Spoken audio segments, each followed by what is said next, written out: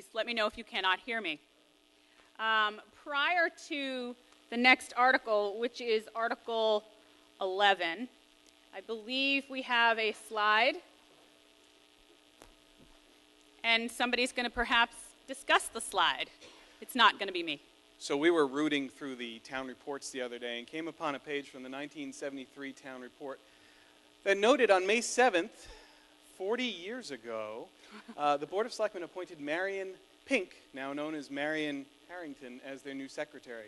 So from the Board of Selectmen, we would like to thank Marion Harrington for not quite 40 years of service. She took some time off on us, but her continued service to the town of Norfolk, and wish her many, many more years.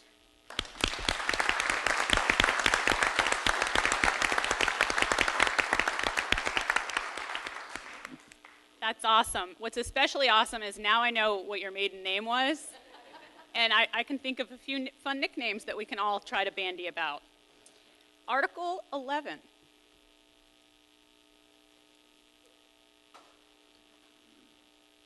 Good evening, Madam Moderator.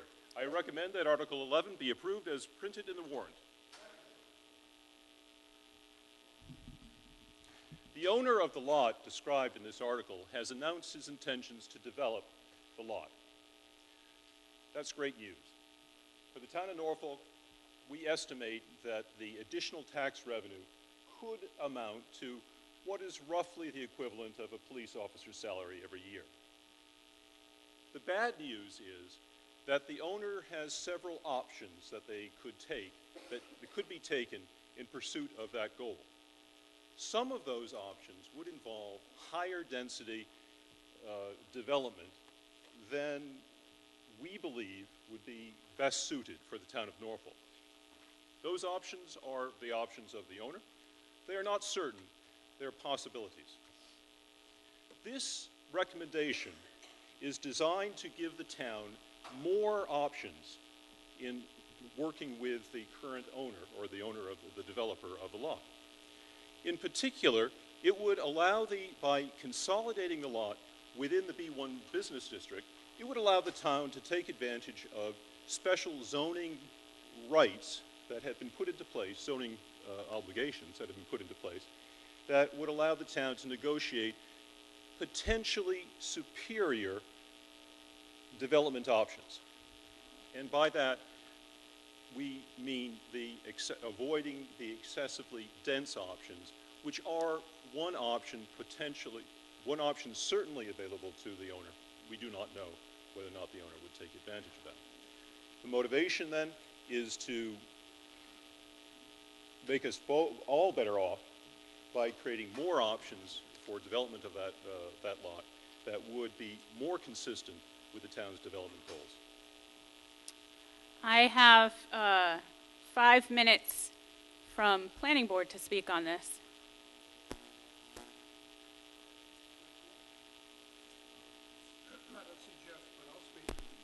Oh wait, he's incognito in a suit.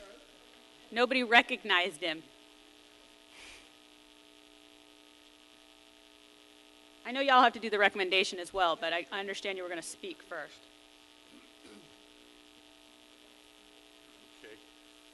Okay. Good evening. My name is Jeff Palumbo, Chairman of the Planning Board. I guess the first thing that I want to state is that this particular article, or the language contained in the article, probably looks familiar because this actually was presented in the fall town meeting.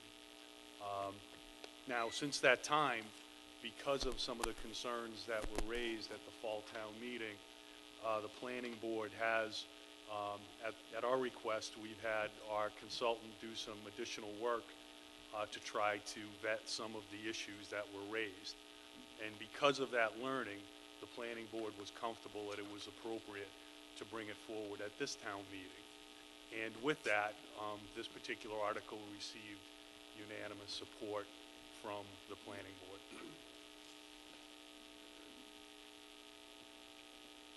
Madam Auditor?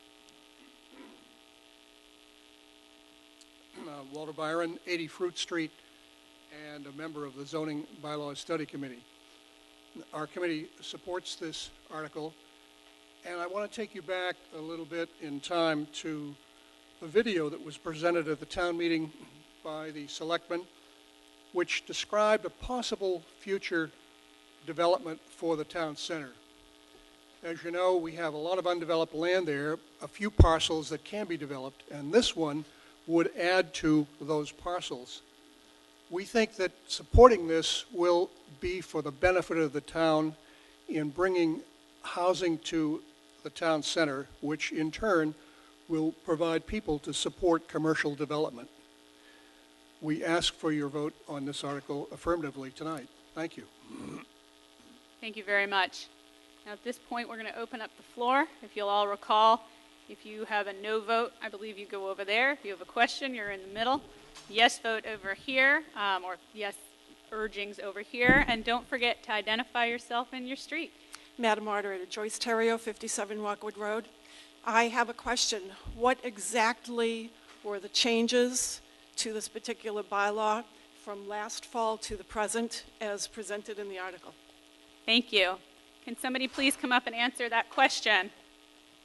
Looks like Mr. Palumbo is coming up to answer that question. Do you need it repeated? No, I think I'm pretty clear on it. At one time, it was thought that a modification to the language in the last article might have been appropriate and may have facilitated the discussion, but I guess in the end it was decided that we would proceed with the same language as the language that was in the article in the fall town meeting. I saw a gentleman at the microphone. So that was a no? No changes? That was a no. Okay. Christopher Henry, 30 Boardman Street. So here we are again. The same article that was defeated at the fall town meeting. No changes, the exact same article. I feel that many of the same questions remain. I'm going to try and go through all of them.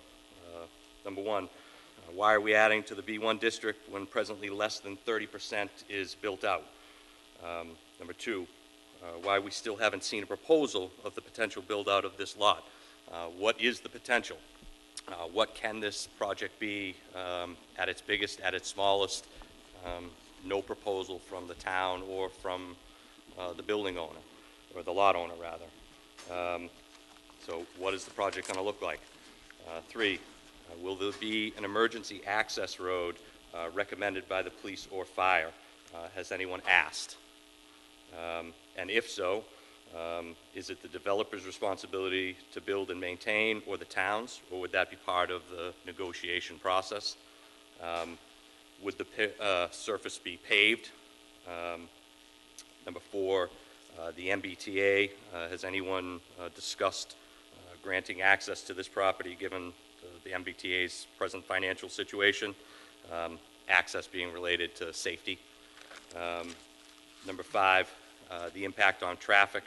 The 115 lot location relative to the small frontage that it has on 115 and its proximity to the railroad tracks and the queuing that occurs there in the morning. Has anyone considered the safety that comes along with that? I understand the intent of this article, and I am not against Mr. Kelly being able to develop his property, or whoever owns it being able to develop this property. I just want to know, I'm getting asked to vote for something without being fully explained what's going to be there. If we're going to do a truly cooperative effort with the potential builder, where is their portion of the participation? Like I said, I haven't seen a proposal that says, here's what I'd like to do. I'd be much more comfortable getting behind something if I understood what it is, but when I'm repeatedly asked the same question and given the same answers that don't address the question, it's hard to get behind an article. So I urge a no vote. Thank you.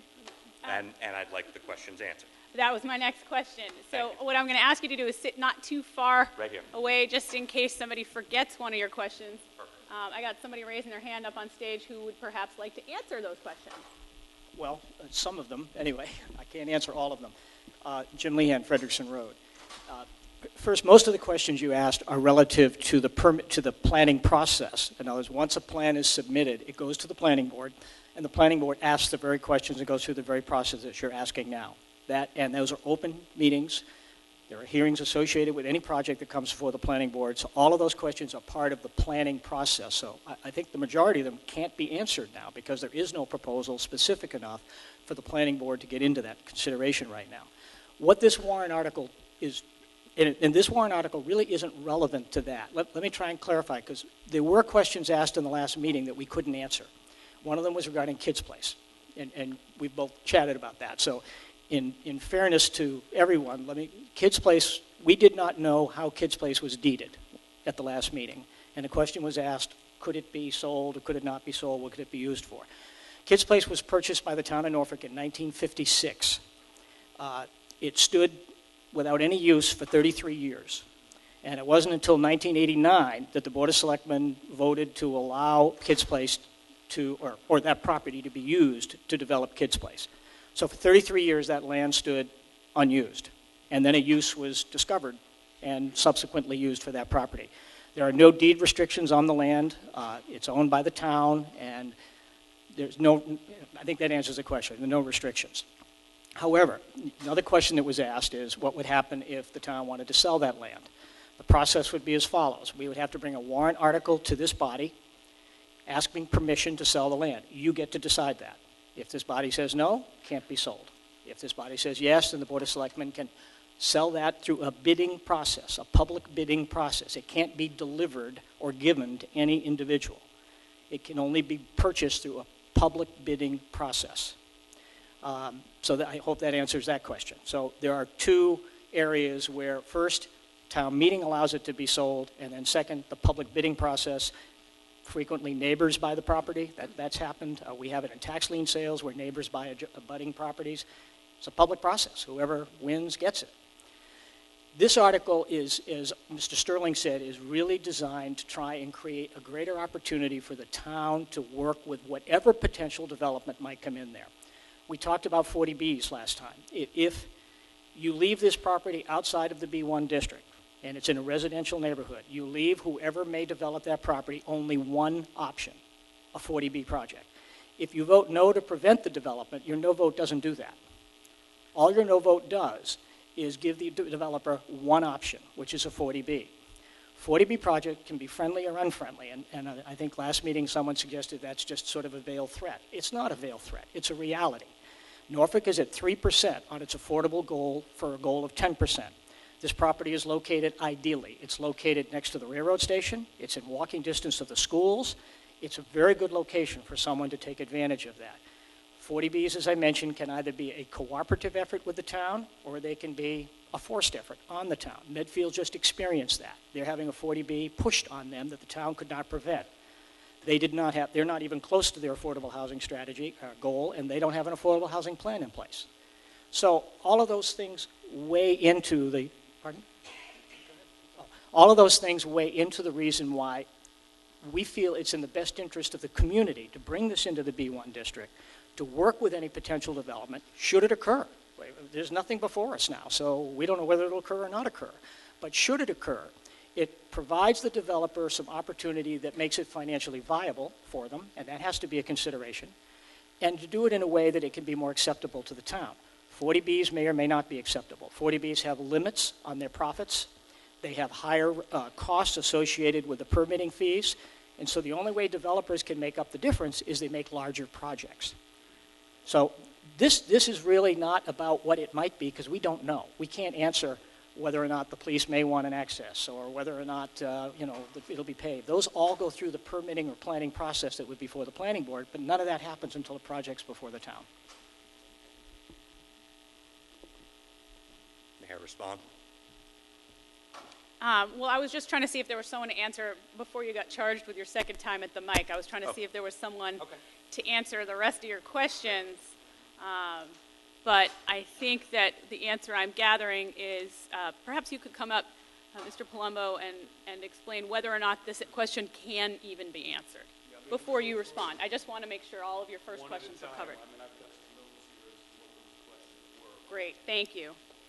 I think I started. If you could get really close to the microphone, these are like American Idol microphones, and apparently we have to sing into them. I think I started to take notes at the second question, so I'm not sure I think I missed the first question that you had. So can we repeat the first question? Why are we presently increasing the B1 district when we have less than 30% build out and lots of other viable lots? My point being that if you are a developer looking to come to the town of Norfolk, aren't there already lots of desirable lots within the B1 district that meet that same need? Yeah, so when we talk about the B1, we have, the inside core portion of the B1 and outside the core. So this is the outside the core. And if you look at how many parcels are actually outside the core, there's not all that many. And in fact, we have a fairly substantial project that has come, at least in the conceptual stage, to the planning board down in the area close to Old Town Hall. So we actually do have some interest in some of the other parcels in the B1 outside of the business core. What came up at the last meeting, and one of the points that I had made at the last meeting, is the proximity to transportation with this particular parcel, is of interest to commuters and such. So this may have some particular interest. And the thing that I would add, which is something that I learned actually since the last town meeting, was that the transit-oriented development, okay, these 40Rs, that concept that was explored. I know it was explored at the request of the Board of Selectmen. Some work was done, not specific necessarily to this parcel, but just in a general sense. And there was some discussion about this parcel being conducive to 40R development. And the interesting thing is, included in 40R is a requirement as far as minimum density. And the landowner, in fact, has said he's not interested in doing a 40R because he's not interested in developing property to that level of density. That's not his desire. So I think that's another point that really should be taken into consideration when the alternative, and I'm not suggesting that the landowner is using this, but the alternative could be, a 40B type of development. And once again, the landowner isn't threatening the town, but that's, as Mr. Lehan said, just the reality of the situation. Second question, I think I had it as why develop this parcel, which is, I think that's the question that I just answered. But go ahead, what was the second question? Why we still haven't seen a proposal from the developer. I understand a process of that this needs to come first before a proposal would come, and my question is, why? If we're being asked to take someone's single-family lot and convert it to something that is dramatically different, and therefore, I think hard to deny a financial gain, why is the town not asking for something in return for that? In other words, if we are going to say to you, hey, you can take your single-family lot and turn it into 32 units, I believe, what does the town get in return for that? And an unwilling, and I heard you say, that Mr. Kelly was opposed to the 40R, and I'm happy to hear that, as far as the density. If that's not his intention, what is his intention? The question is simple, that if you want me to vote for it, tell me what it is, and I'll consider it. Okay. But the continual promise of, well, vote it in and then I'll tell you what it's going to be, seems backwards. Okay, let me have a shot at that. First of all, and I'm not entirely familiar with the concept of spot zoning and such, but I think as a planning board, we try to keep an arm's length in these situations. So I hope folks will appreciate that I'm interested to some degree in having a vision of what could happen at the property, but I'm not sure that I want to necessarily engage in that type of discussion with the property owner at this time until a project comes forward. So I guess it's the chicken and the egg, but that's just my personal preference is to not to get too close to the situation. However, I've heard something on the order of 30 units, something to that extent. It's a 7-acre parcel of land, so it's a good-sized parcel of land. So I'm trying to respect the process, and rather than get too far down the road with a vision that is not developed in a public forum with public participation, I choose this approach. Second time at the mic. Do you have any other questions? I think he had some other questions. Oh, okay. So the emergency access road, I think was another. Yeah, number 4, we're just going to go in order. Number 4 was, has anyone discussed with the MBTA their willingness to grant access to this property? Because the access to that MBTA property, while it does abut it, it doesn't have frontage on it. It only has the frontage on 115. So has anyone spoken to the MBTA as far as a willingness on their behalf to allow, even if it was to be, let's say, completely at the builder's expense? Has anyone looked to see whether they're even open to that possibility, just given their present condition? Okay. And there may be 2 parts to this question. One is access by car, by vehicle, and the other you may be referring to might be pedestrian, some type of pedestrian. So by vehicle, I think. Pedestrian, just given the where the lot in relation to where the lot abuts the MBTA property, there would be no. I mean, be coming across into the parking lot, and I don't think that would work. The only access would be foot traffic of people being able to cross there. I see that as. I mean, I know the MBTA has issues already with people crossing the railroad tracks, to go down that path that's there. How open are they to public access from that side? I mean, that's been expressed by the town that, hey, this is why this is a good idea. And my question is, well, is the MBTA willing to go along with it? And the best answer I have for that is that I've always viewed that as a nice to have, but not something that would absolutely be essential to developing that parcel. I mean, if I was the landowner, I wouldn't view that as being a showstopper, if you will, that there was no pedestrian access. And in fact, what may coincide with development is some fencing there to try to protect public safety if there's more, people and potentially children, we don't know. And number 5 would be the impact on traffic as it relates to the proximity from where Mr. Kelly's frontage is, which is, I believe, only the 2 buildings that sit between his property and the railroad tracks. And I know in the morning myself, when I go to try and get across there, it can be a logjam. So how does 32 units coming out on a very narrow road into the 115 impact that? There's been no traffic study done, and as part of the site plan review, that's something that could be done once a project came before the planning board, and perhaps should be done. We did hear some of the same concerns associated with the secondary access for the school. I believe it's been manageable. I mean, I don't travel that area extensively, but I think it's been manageable, the additional burden.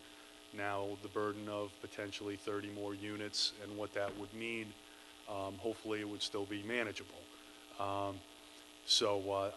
I'm sorry, but that's the best answer I have, and we can ensure that a traffic plan is done if a project does come before the board, and that may have some ramifications in terms of the scale of the project. And my last and final question is, will there be an emergency? Mr. Boucher can't hear. Sorry. Oh. So you're doing better from your chair than Mr. Palumbo is doing at the microphone. I was going to say, people don't usually tell me I'm quiet, but would it be the developer's responsibility to build the access road? I think when you look at that property and you look at the narrow frontage that it has on 115, the natural thing is going to be, how do I get a fire truck in here?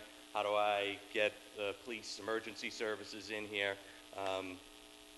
I may be jumping ahead, but it seems like the natural path is that access road that comes from Boardman Street.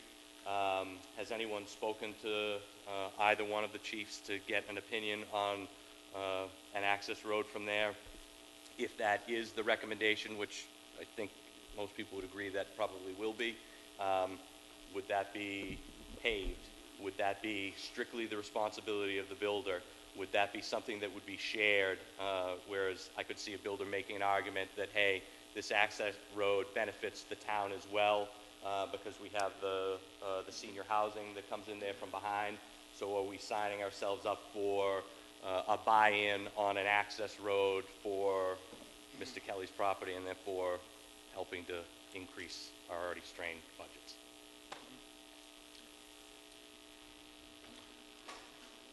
Okay, in terms of access road, just based on what we do with cul-de-sacs and such, I'm not certain that one would be deemed necessary, but it certainly might be a good Jeff, idea. if you could just talk a little more into the mic. We still have some folks in the back who can't hear you. It's a strange mic. It's a singing mic. That's what they told me. I swear to God, that's what they told me. They're for singing. Sorry about that, folks. So, given what we do with subdivisions and some fairly large ones with cul-de-sacs, I'm not sure that one would be deemed essential, but it may be a good idea to have one. And my personal opinion on that is that if something like that were to be required, having locking mechanisms, there's a gate and a lock so that it's managed in terms of what activity really is seen. And I think your question is at whose expense it would be. Typically what happens with a project, and this is one of the things that the planning board is charged to do, is we take a look at a project and determine what mitigation is required, both on-site mitigation in terms of infrastructure to support the project, as well as off-site mitigation, which can involve roads and other infrastructure of the town, which may not actually be within the perimeter of the project. So we have the ability to require certain things to be done, and that could in fact be one of those requirements, that an access road with a gate, with locking mechanisms, that there's a lot of specificity. We have some projects that have as many as 60 or so different items like that, which are part of the decision, and the developer is required to adhere to. And bond monies are held in escrow, or lots are held in escrow to ensure that that work is done, and it's done by the developer, and it's not done at the town's expense. Can everybody hear me? Great, because I'm away from the microphone. Before you come up for your second time at the mic, I don't need no speaker microphone. Mr. Arley has something he would like to say. He'd asked me if he could come up to a microphone and say it, so I'm pulling him from. It's odd to have him wind around and line up. Carry on. Thank you very much, Madam Moderator. I'd like to be absolutely clear about one point. This vote that you're taking does not give the developer rights to build.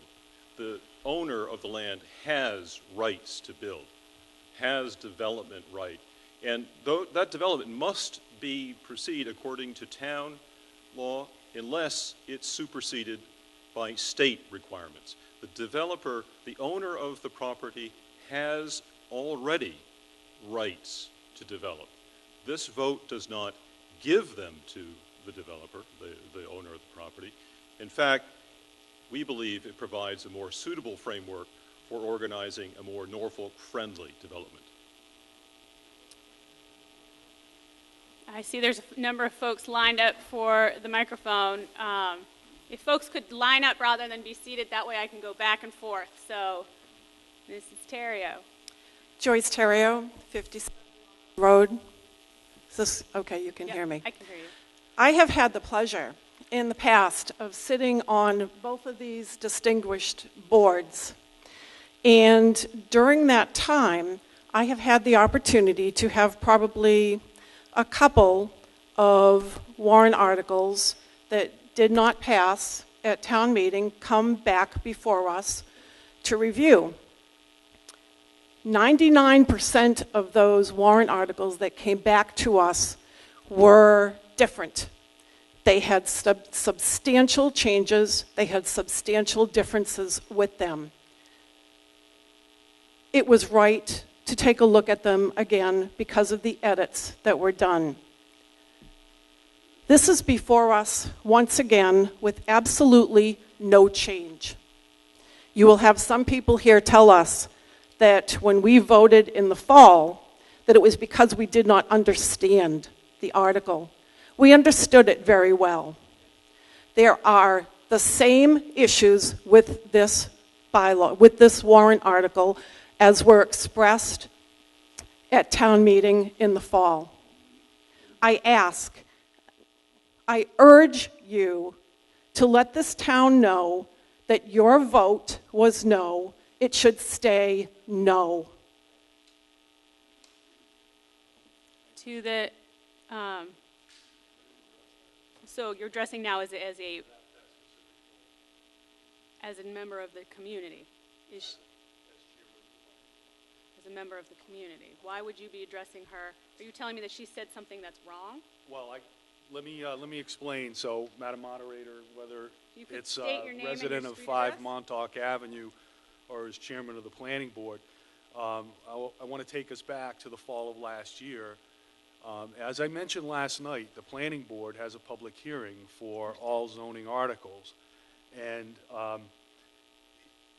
you know, folks are busy, and I understand, but sometimes the public hearings are not well attended. So what happened in the fall is that some issues were raised at town meeting that weren't anticipated by the planning board or any of the other boards and committees that were involved with putting together the article. So what the planning board had done since that time, since the last town meeting, in light of some of the concerns that were raised, is the planning board request that our consultant do some work and put something together for us, which I have some notes and we can certainly discuss that at an appropriate time. But the feeling of the planning board was that there was sufficient learning that it was appropriate, in our opinion, to bring it back to the town, and that we would be prepared to discuss some of those concerns that were not anticipated prior to town meeting. So we did have a public hearing now. I think it was April 11th or April 14th, I want to say, for the article that's before us. And once again, there really wasn't, much of a turnout in terms of public participation, but we did the best we could based on what we had heard at the last meeting to make a determination as a planning board as to whether to move forward, and that's in fact when we decided that we would move forward and that we would support the article. So, you know, we don't take that lightly, the fact that it came up now in 2 successive town meetings, and certainly, you know, we respect as a planning board, and I personally, as a resident of 5 Montauk Avenue, respect the determination, the decision of the community. But we felt that there were some concerns, particularly related to the traffic on Boardman, which is something that was on nobody's radar screen, quite frankly, ahead of that last town meeting. No one was thinking that that would be a concern, and in fact, a number of people expressed that concern subsequent to town meeting of the potential for traffic on Boardman. So well, actually, Excuse me, no. This is not a conversation. At an appropriate time, I can try to answer that, but I'm not sure now is that time. So that's what I wanted to express to the community, that we don't take it lightly. This isn't something that I certainly would support happening on a routine basis, that an article comes before the town on more than one occasion, particularly in subsequent town meetings. And as a point of order, Mrs. Terrio had not asked a question, nor had she made a misstatement, so that would be your first time at the microphone as a resident. Yes, ma'am? You're next. Hi, Christina Gleason, 249 Main Street. I have a little bit of information about the traffic. In February 2009, I counted the traffic going by my house at 8 o'clock in the morning till 9 o'clock. 536 cars going one way. Again, I counted the traffic in November 11th, 2011, at 3 p.m. Cars going one way, 688 cars. That's a lot of cars. If you increase the amount of business area in this town, you're going to increase the number of cars. It just makes sense. You can't have that happening. I'm still fuzzy about why we're voting this. I don't get the difference. If the person who owns the land now, they don't have to go before a planning board to develop it, is that the idea? Because you said the person who owns the land now can develop it any way they want. But if we make this change, then they'll have to go through the planning board. Going through the planning board is great, but I've taped the planning boards many nights. Nobody shows up on them. If you want the planning board, and they're excellent people, and they're very devoted, and you want them to make the decision for you, that's up to you. But this is more people here who can decide what they want to done with this property than you'll ever see at a planning board meeting. Thank you. Thank you. Madam Moderator, my name is Al Butters. I live at 78 Cleveland Street. In fact, I'm your neighbor, by the way. I wave. I see nothing. I suppose if you have that many cars going by your house, what we ought to do is set up a little toll right there. I'll tell you right now, we won't have any more problems in the town. But I certainly can appreciate and understand that. What I'd like to do is ask a question that I think will point out kind of the worst-case scenario by right. And actually, I won't even answer that question. I'd like to ask it. In the worst-case scenario, obviously the owner has the right to do a 40B project, friendly or unfriendly. Can someone please describe the worst-case scenario? In other words, the unfriendly, what potentially could happen?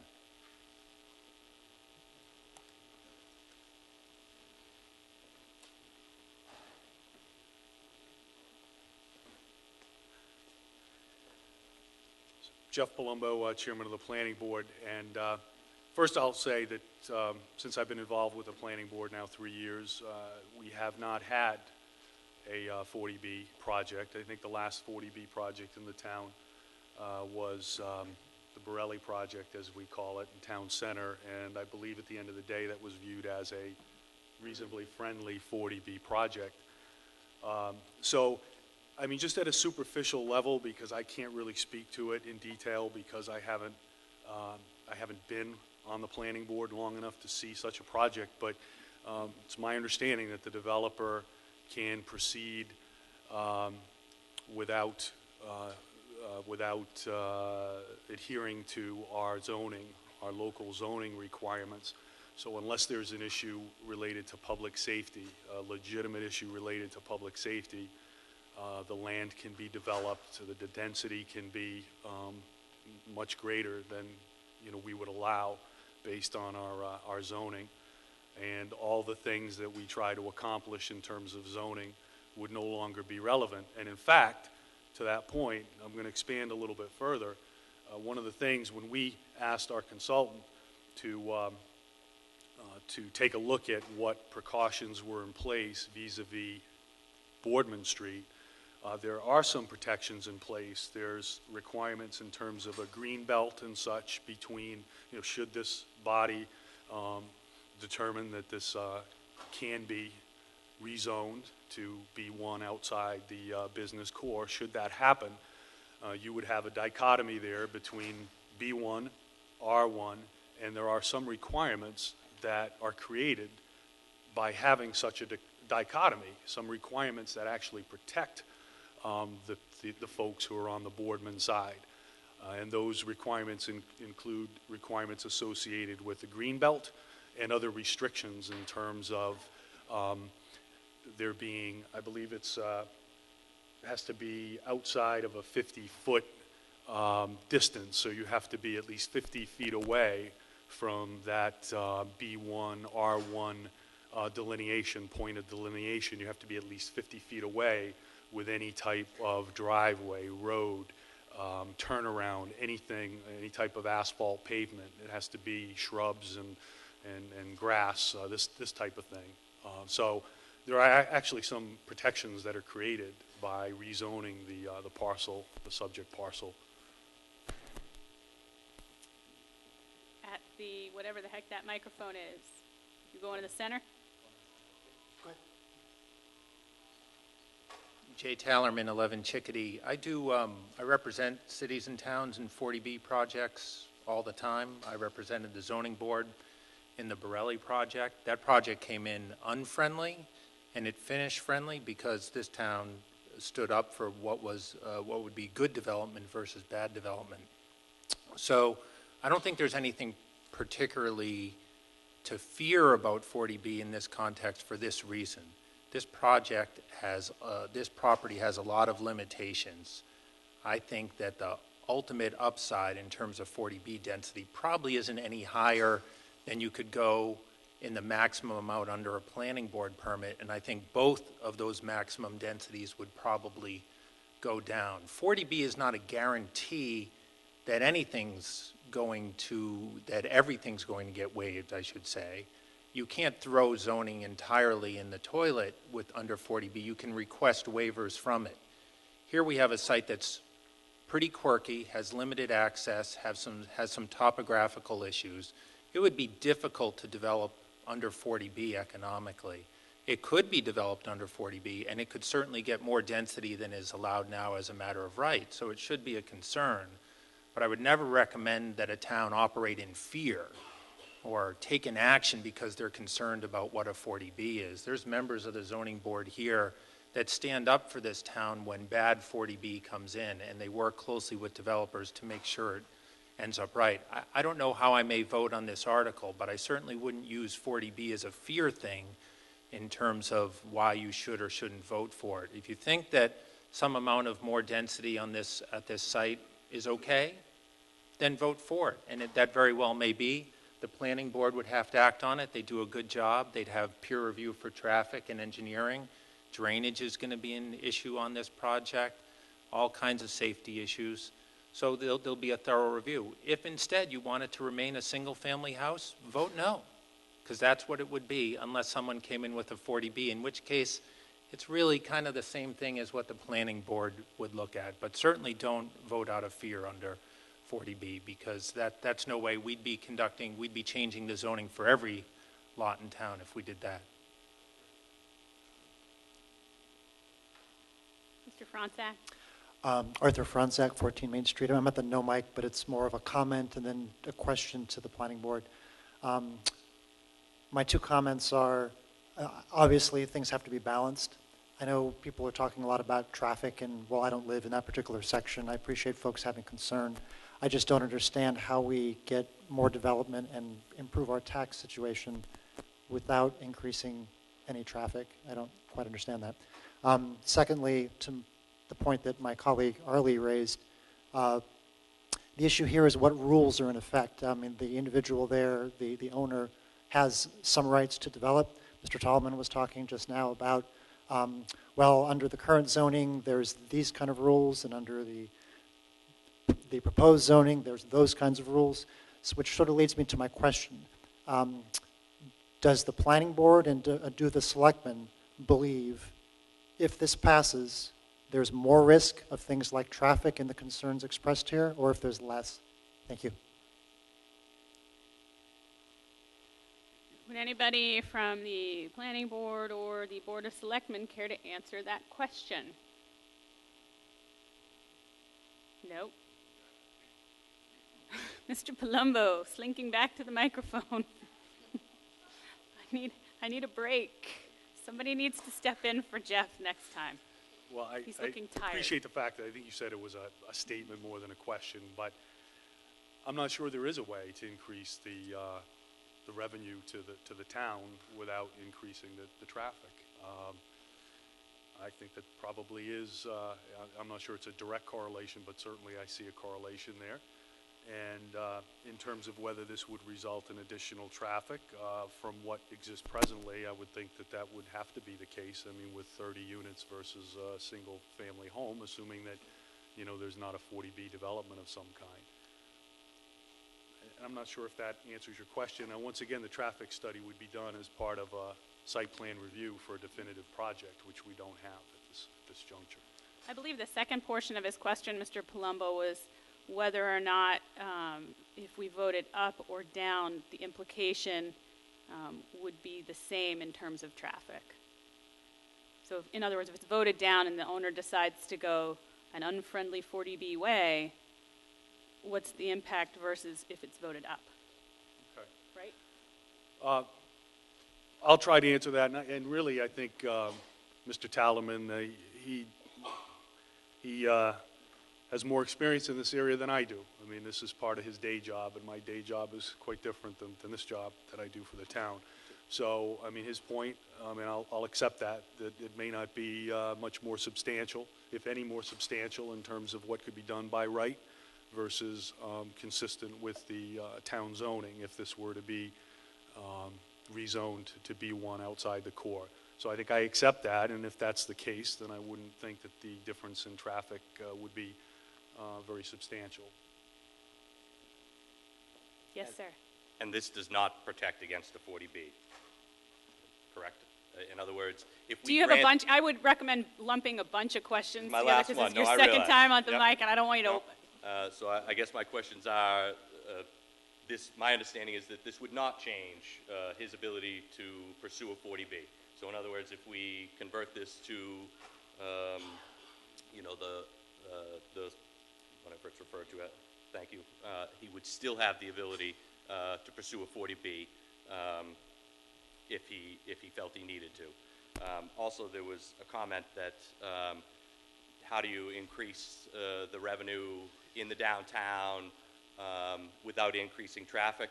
I think I agree that you probably can't.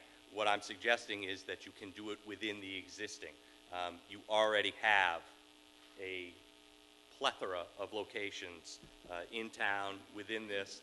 30% we're built out to. So that sounds to me like plenty of room.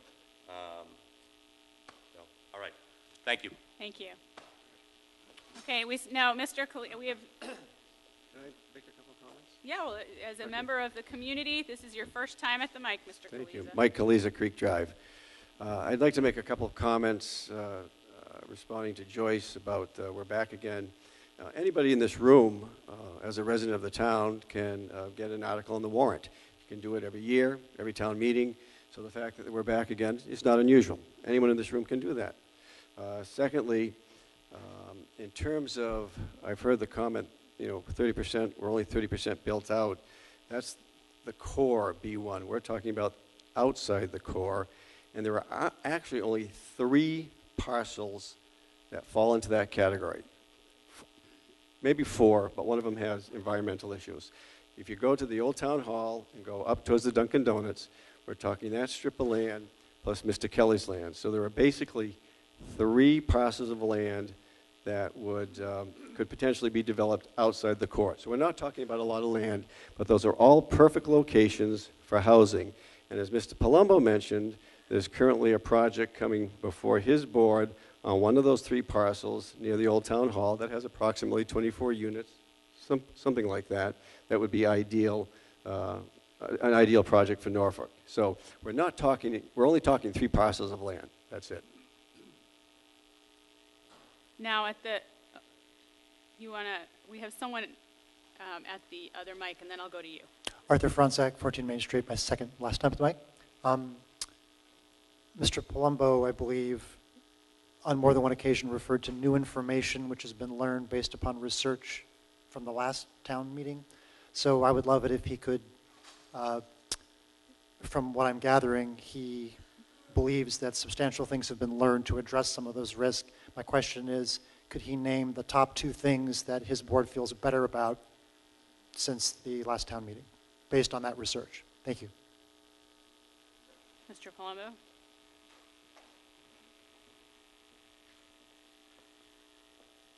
What the board came away with after the last town meeting was that there was significant concern, and I think our sense was that was the underlying concern of the greatest significance was Boardman Street in terms of potential impact of Boardman Street.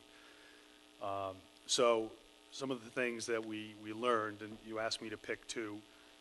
So one of those things, and there's actually two components to it, there are protections that exist in the form of the town zoning, which protect the people on Boardman Street, because there is a greenbelt requirement between a development, if this was to be rezoned B1 outside business core, there's a requirement for a greenbelt between this B1 district and any parcels on Boardman Street.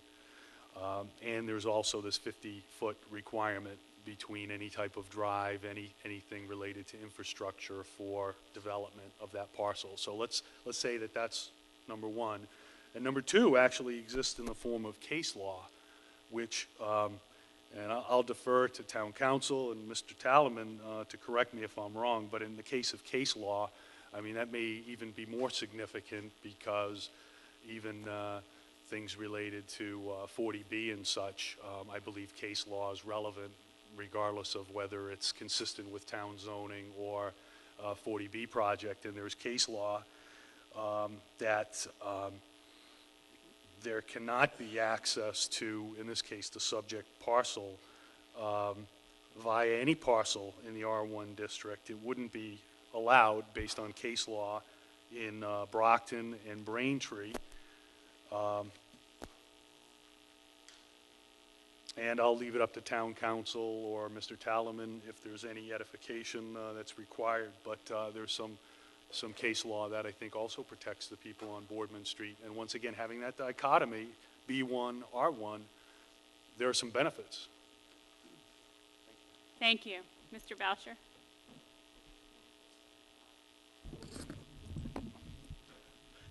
Thank you, Madam Moderator. Bob Boucher, 3 Fleetwood Drive. I think Mr. Palumbo may have answered my question, but my question concerns how is this lot zoned now? Is it a residential zoned lot? And if it is it R1, R2, R3?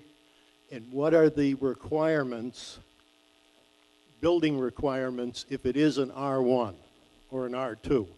You know, how many square feet do you need to put a unit on that? Thank you. Mr. Palumbo, unless you've found someone else to act in your stead, you are back at the mic. You know, and really the planning board, we don't deal with those types of issues very often. So I will defer. I see Mr. Bullock here, our zoning enforcement officer. Mr. Garrity is waving his hand. Garrity, I won't so say he's waving it madly, there's but he is waving frontage it. requirements and such, which I'm not familiar with in that specific location of the town. Mr. Garrity, would you like to take this one? Not really, but Take it in away. the absence of anyone else. Yeah, you go for it. This is either an R1 or an R2.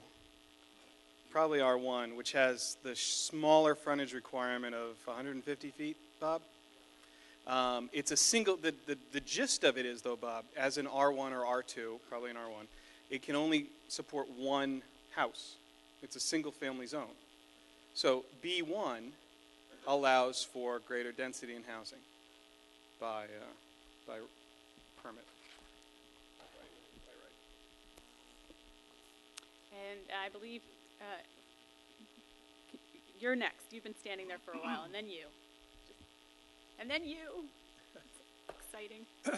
Walter Byron, 80 Fruit Street. If you could get a little closer to the microphone. Yes, indeed. We'll sing right into it. I don't need to remind the citizens that for many years, certainly over 10 years, the town has been attempting to develop the town center.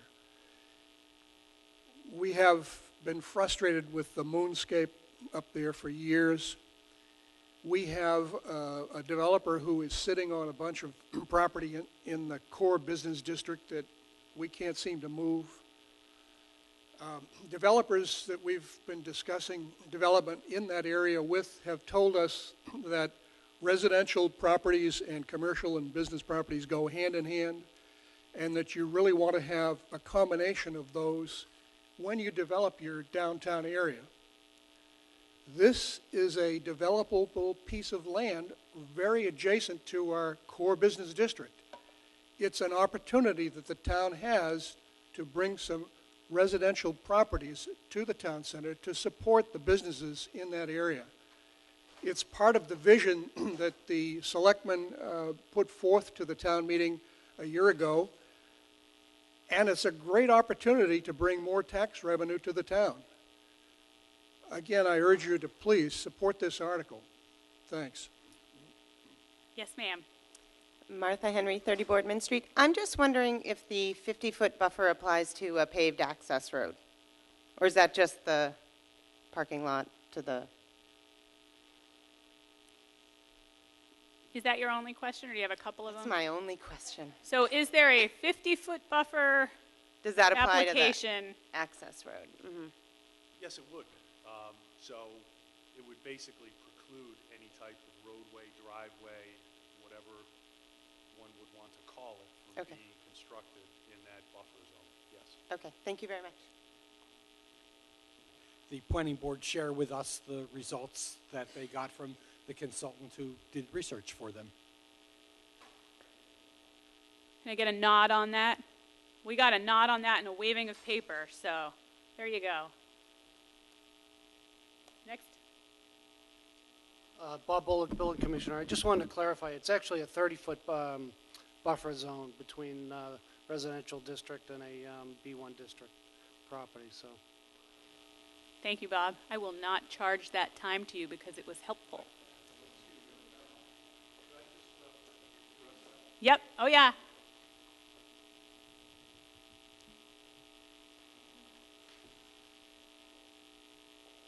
So this is about a page and a third memorandum from PGC Associates. So that's a planning board consultant. And there is the 30-foot green belt that I referred to earlier. And then there's a section in our zoning, I4B1A, specifically states that, quote, no building structure, use, parking area, driveway, vehicle circulation area, or other vehicle access way shall be located less than 50 feet from an adjacent parcel within a residential zoning district unless provided by special permit by the Zoning Board of Appeals. Thus, not only is vehicle access prohibited on a parcel within a residential district, but it is also prohibited within 50 feet of a lot within the residential district. Thank you. There was a group of folks assembling at microphones. If y'all want to stay at the microphone so I know who's still up.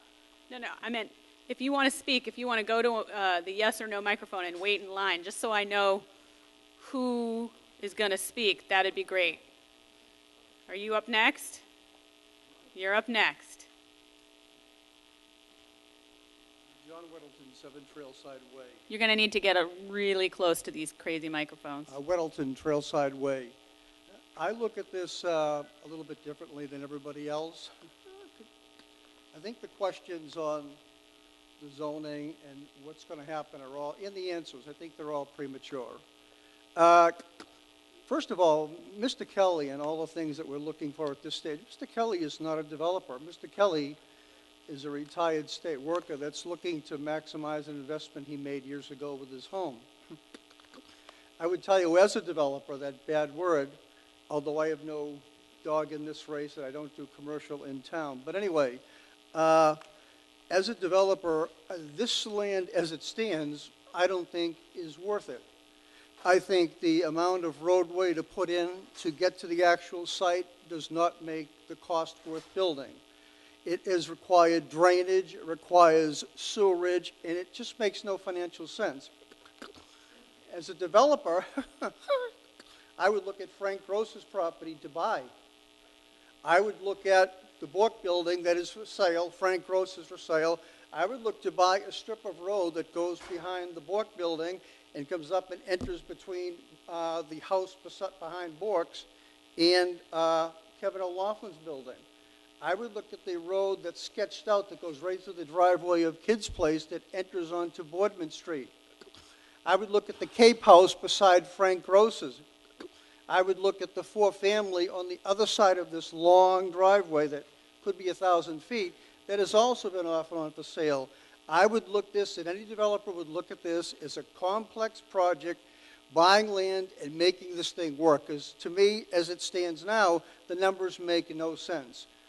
Paul Kelly has contacted a lot of us on ideas on how to best present this, and I sympathize with the people, Medway Branch behind that, because it's a big unknown, and it is an unknown. And really, the only thing I could say either way, that there's two types of developers out. There are the type that are local, that like easier projects to work with towns, and this zone, for a reasonable amount of units, makes sense to a lot of local people, which is the case now in the Andersons property that's being developed by a young fellow from Mansfield to put in a decent amount of homes. The advantage you have by rezoning this and making this more doable for a local fellow is by changing the zoning. If you don't change zoning, this land will sell. I mean, it's a smart growth, ideal property. It eventually will sell. And you don't want someone to come in, if I was somebody behind that, and go and start buying up the properties around that, which they will do, and go to the state, and then your setbacks and your green, that doesn't matter because they're all bypassed. Borelli's project, his setback is 2 feet from my residential lot line. Why? It's a 40B. There's no green belt. All of this is premature. So basically, you've got to go in the thought of who do you want to eventually buy this property from Mr. Kelly? Do you want someone that wants to work with the town, that's happy with the zoning, and doesn't want to be glutton about the thing and build a nice project? Or do you want someone to come in and look at the opportunities and the abutting the parcels, put them together, and make it work? Don't forget, over in the Boy Scout land, that property was turned down, but initially it was a cul-de-sac with 2 lots. One house is bought, that becomes a driveway, and the house that was appraised for $275,000 sells for $750,000. But now the driveway comes in, and now there's 15 homes. That project has since been denied, it's been litigated, and now there's talk of a 40B coming in there with 4 times the amount of homes. So basically, you'd like to control the land that you have. If I was in a butter or I was a neighbor in a reasonable distance, and I have a lot of friends that live up in Medway Branch, and if I was advising them, I would suggest to zone this, make it doable, let them work with the town, understand it's a special permit. And a special permit means if you don't like the color of somebody's hair, you can deny it, just about. So you still have a lot of control, and you're more or less feeding to the town something that we want. And there is substantial revenue in there. But with the zoning that we have now, with Mr. Gross's house B1, with the Cape beside it B1, with the abutting Bork's building B1, yes, I can see all of those being combined into a project. And the fire road that goes to Boardman Street is half the size needed for right-of-way for street. And by nature, my guess is somebody probably, unless they had another egress, if an emergency access road were put there, it would be nothing similar to the one by the Olive Day that goes off to Medway Street. It by nature has to be gravel because they don't want the traffic just as the neighbors don't. So I would suggest if I was near this property, knowing what's for sale around it, knowing who is out there now looking to buy big projects. I've been approached twice in the last year, national companies. We have a nice town, we have the train, we're desirable. So I would suggest you control your own destiny and rezone this and have it controlled under special permit and make it a nice project for everybody. Thank you. Thank you. Were you next? Oh, he did. Well, that's awesome. I love when that happens.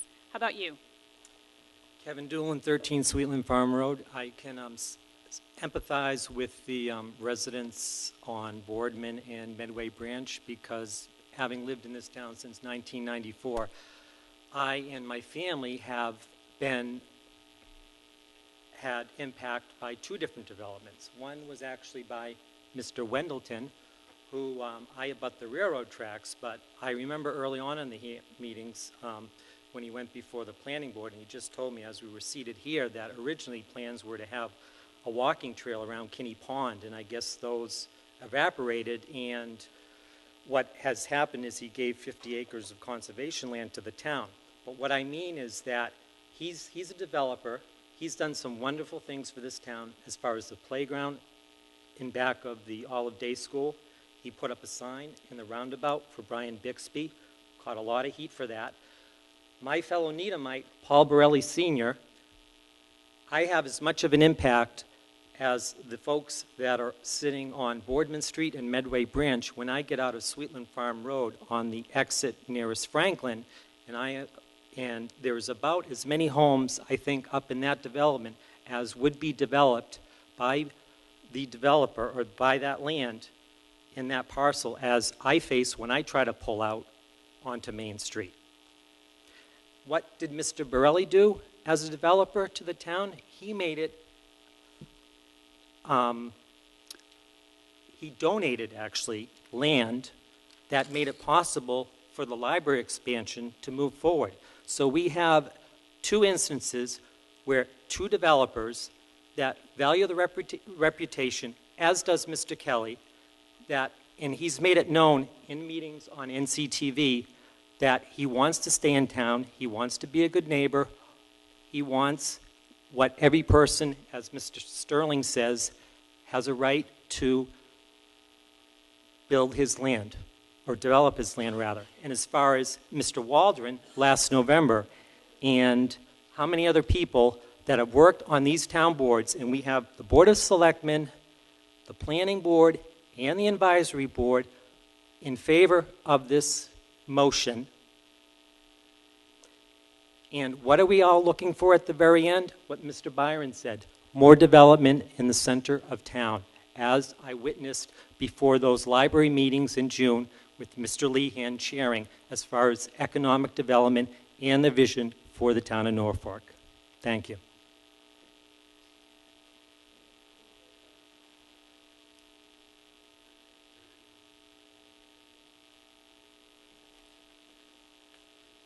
Final time at the mic, and seeing no one else at the mic, I think this will probably end our discussion. What's your comment? Christina Gleason, 249 Main Street. I understand a lot of what's been said tonight, and I don't understand a lot also. But when I hear the argument that we need economic development in the center of town to help us with our tax revenues, I go through the roof. It doesn't help you with your tax revenues. The only reason why I brought up this traffic of the number of cars going by my house in 1 hour is it's a quick visual item to see that there is a cost associated with the business development. I think we're buying customers for the businesses that we hope will come by our police department, our fire department, our schools. They're all going to cost more money. The people who move into smaller places do not pay the same amount of taxes that I do. If they did, maybe that would even it off. But they are going to pay less taxes, and they're going to have the right to have the same benefits you do. It's not going to be a tax benefit. You can develop the town if you want. That's your choice. But don't give me the reason that it's going to make us more money. Thank you.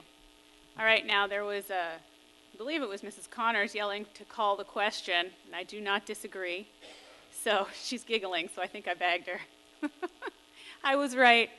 In any event, seeing no one else at the microphone, as I kind of warned them off, relative to Article 11, it is a 2/3 vote. I suspect we will probably end up counting, and I have my eyeball on a few people to do that, but we'll give it a shot without. All of those in favor of approval of Article 11, please say aye. Aye. All of those opposed? No. I think the ayes have it. Article 12. Madam Moderator, very pleased to return. I'm Arlie Sterling, 4 Naugatuck Avenue. Great to see you. And I move that Article 12 be passed as printed in the warrant. I'd like to lay to rest, to put to bed, a vicious rumor that has circulated around. If you could go, I think it's tough to hear you. Sorry, I was trying to be dramatic, and I guess I stepped too far away. I said I wanted to put no to bed. Drama here. It's all drama. Shall I step away from the microphone? No, get right up in there. Sing. All right, the joke's pretty much gone anyway. I wanted to put to rest the rumor that this motion was in fact a vast expansion of the adult business overlay district. much as we may want more bedrooms or not in the town of Norfolk, this has nothing to do with the adult business overlay district. This will, however, encourage, we think, if you want more bedrooms, more development in 3 lots in the town center. And thus, as you have already heard at length, and I will not repeat the many arguments for them, that we should, sorry? There's 4 lots. Excuse me. No helpful interjections from the audience. We are not on Jerry Springer, as much as we might wish that we were, because then I'd run across and attack people, and it would be fun, but we're not. So just the person at the microphone, thank you. Thank you, Madam Moderator. I urge the town to vote in support of this article. Who else, I believe, from the planning board, are you speaking? Oh, I like amendments. I like shooting them down.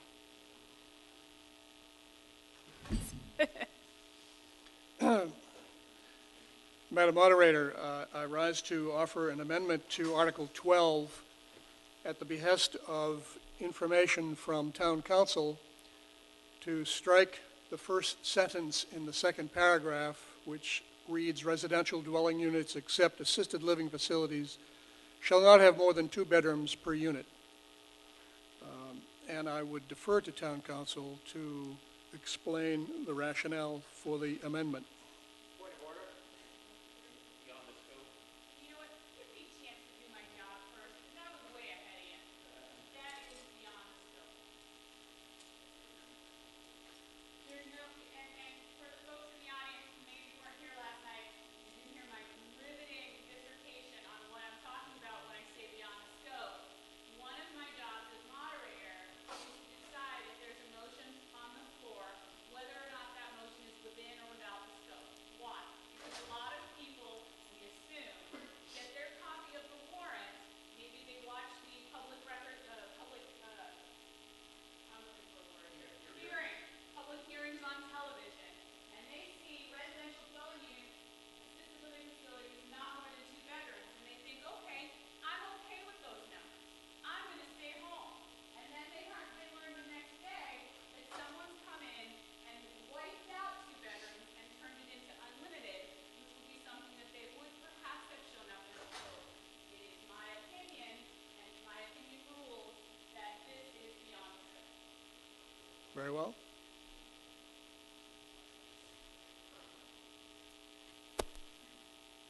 Is anyone else here to speak on Article 12? I have a question. Well, I'm just going to wait and see, because we do have somebody who was supposed to be booked to speak for 5 minutes, and once they're done, perhaps that'd answer your question. We also need the planning board to come down and do their recommendation. So once we get all of that stuff done, then we'll go to you, and then we'll go to you, but we have some stuff we have to do first. So who here is going to speak for the 5 minutes they asked for on this article? Madam Moderator, as you may recall, we asked for 5 minutes to talk about both 11 and 12. Remember, 9 and 10 were right, back we're as combined. 11 and 12. So I think the earlier discussion about 11 signaled that what this article is also about is perfecting the B1 district, trying to make it more amenable to reasonable housing development, which will drive, again, the kind of commercial that we want. So I think we can do without another Oh, that's great. That's great. I know that's true. But originally we had 10 minutes for 9 and 10, and that turned into 9, and then 13, and then 10. So you just never know, which is kind of what's exciting about town meeting. So now I need my recommendation from the planning board before I can put it to the town. You got this sheet here. Says what you're going to do. So this situation, I'm sorry, Jeff Palumbo, Chairman of the Planning Board. This situation now has come up 2 successive evenings where the Planning Board held a public hearing and vetted an article at a time when additional information was forthcoming. Okay, so At that time, the planning board was unaware that there were concerns related to the two-bedroom maximum restriction. But in terms of what's written in the warrant, that was vetted by the planning board through a public hearing, and there was unanimous support from the planning board for that article as written in the warrant. Now, Madam, to a microphone. Christina Gleason, 249 Main Street. I don't understand all these numbers and sections and things like that. Does this mean any resident? You got to go right into the microphone. I'm sorry. Does this mean any residential area in town, or is this residential density limited to the core area, or is it any place in town? If someone could come down to a microphone and not shout it out from the audience, that would be awesome. This is directed specifically at the B1 district. Okay. Yes, I'm sorry, in the core of Seriously? the B1 district. The Peanut Gallery. This gentleman who was seated was ahead of you, Mr. Tellerman. Oh, great. Back to you, Mr. Tellerman. I'm all for, I think it's a good Name and address. Mr. Tellerman. 11 Chickadee. As I always refer to you. Thank you. I think this core can and should support, the core district can and should support some multifamily and some creative multifamily, and I think that's why I'm basically supportive of the underlying zoning. But at 2 bedrooms per and 32 bedrooms max for lot, you're looking at 16 units per every 30,000 square feet. I just think that that's too tight for that district. I could see a different number perhaps than 16, but 32 is just too much. I'd recommend disapproval. Next person, want to come up and speak at a microphone? Yes, sir. State your name and your street. Chris Henry, 30 Boardman Street. I have a question as to whether anyone has considered the fact that it could be considered discrimination by limiting to 2 bedrooms. In other words, that you're trying to exclude children. Actually, that's the current bylaw. So you're going to have to go back to the bylaw study committee. Okay. Ms. Langhauser?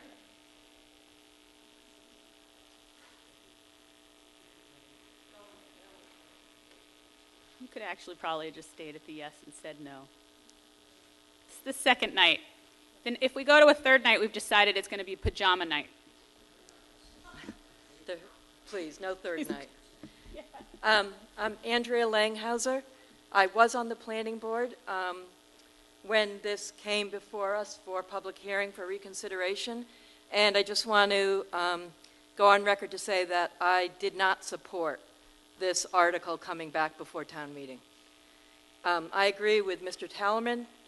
The density is unnecessarily large.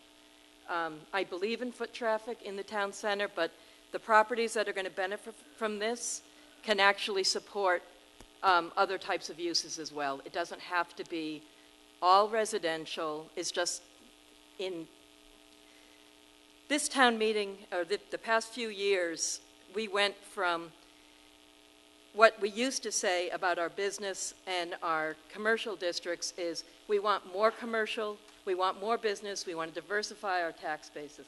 And now, suddenly, we want more residential. I'm not that person. I'd like to have more business and more commercial in our town center and in our commercial districts. Thank you. All right, seeing no one at a microphone. 2/3 majority required. Oh my gosh, no, you gotta be lined up. Come on down. But next time, get down quicker. By the way, the third night, if people keep taking their own sweet time coming down to the microphone, will be next Tuesday. I don't want to speak as a proponent or against this article, but I would like to offer a few comments since some of this is my language from when I was on the zoning board, the bylaw study committee a few years ago.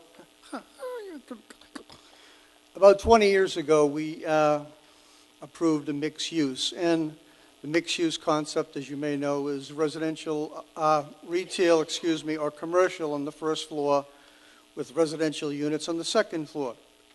It's a common concept and makes sense. And I think I wasn't around, but I obviously was voted into the bylaws. You notice that for the past 20 years, we haven't built one unit. And you may also notice, if you look around Massachusetts, this product has never been built. You'll see mixed use with 2 stories above it. You'll see it with 3, as in Canton and Stoughton and Mansfield. Concord Center now, which is the historical area, has a current proposal for mixed use with, I believe it's 3 levels of residential above the retail.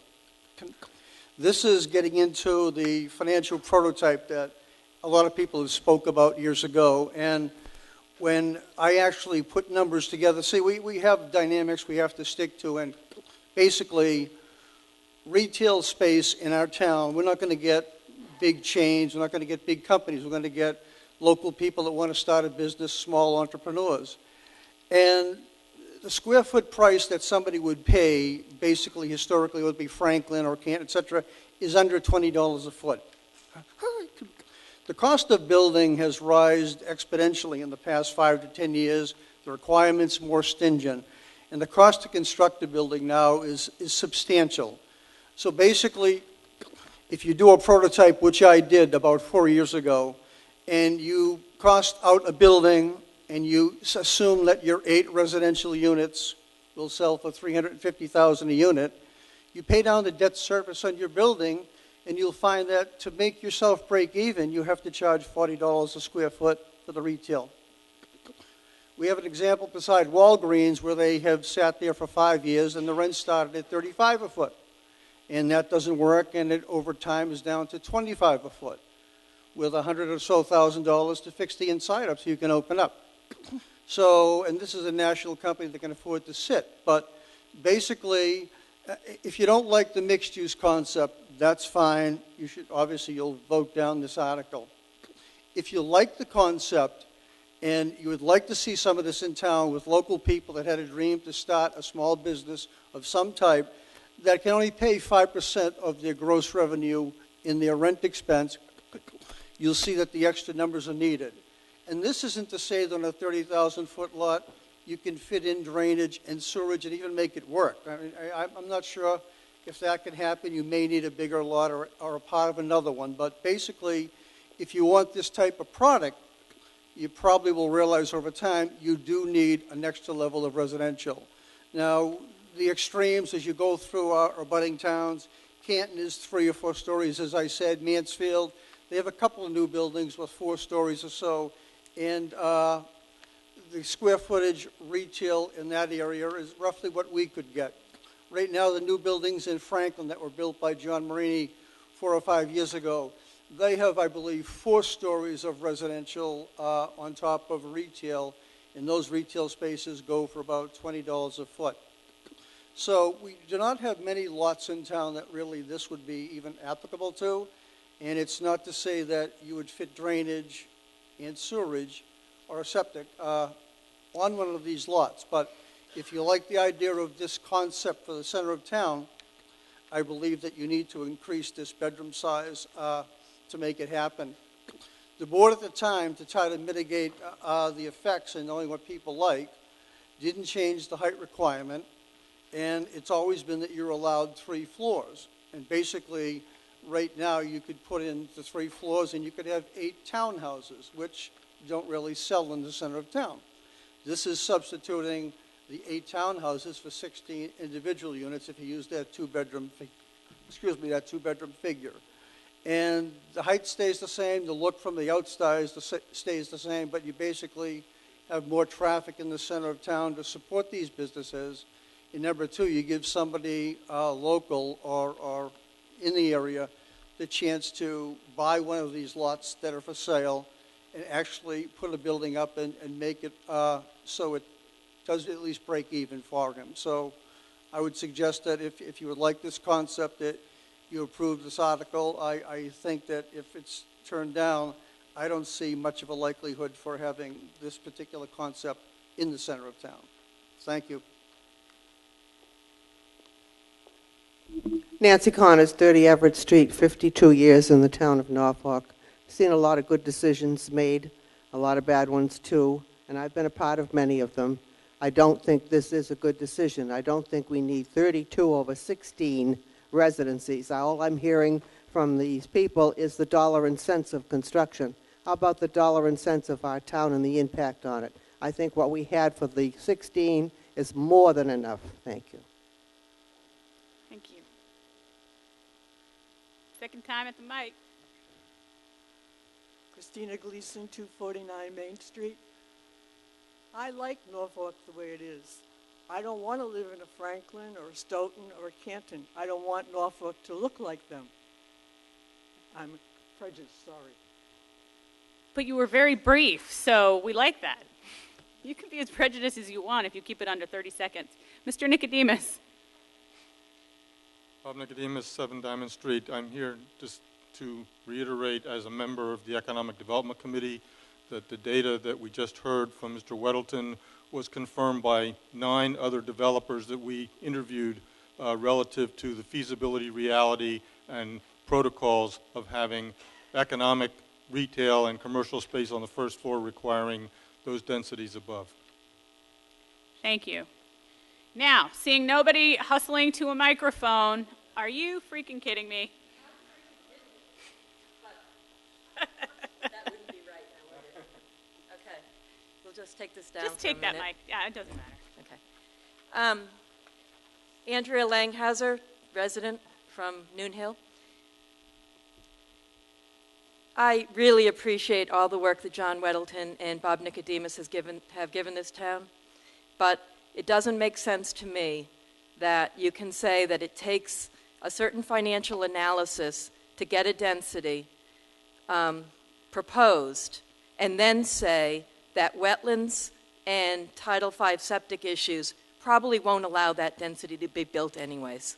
So who are we trying to court with this?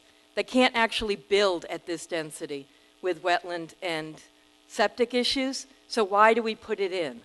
It doesn't make sense to me. Thank you. You don't need to put that back up. That ship sailed. Okay. All right. Nobody else is at a microphone. We're done. All of those in favor of approval of Article 12, by the way, it's 2/3. We may have to have a count, so people who might want to be vote counters, get ready. All those in favor of Article 12, as it appears in the warrant, please say aye. Aye. All of those opposed? No. I think we're going to need to have a count. I think the no's sounded like they had it, but I think because it's a 2/3, we're going to have a count. So, do I have any volunteers before I pull people whose names I've already got here out of the audience to count? Seeing no one raising a hand, is Mike G here? Mike G, here you are. Come on down. This is so excellent. And then Andy Bakanowski. I know I saw you a while ago. Andy? There you go.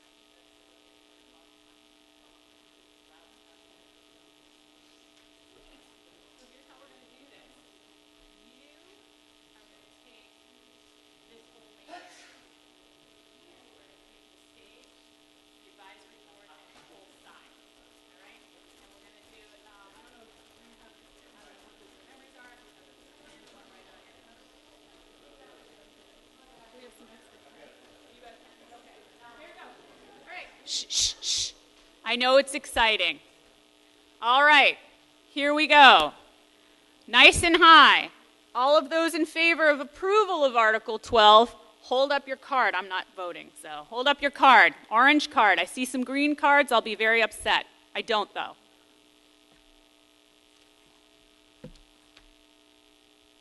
My handsome husband will work the calculator for me because I don't understand math well enough to tell you if it's a 2/3 vote or not. That's you. You're the handsome husband.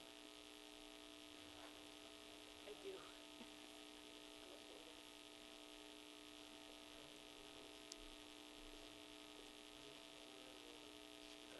All right, so hands down. For those working their scorecards at home, there was a yay of 25. Okay?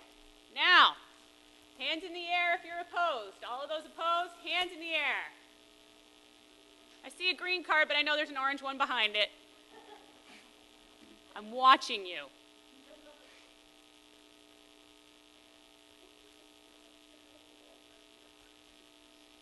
It sounded like no's to me, but I just...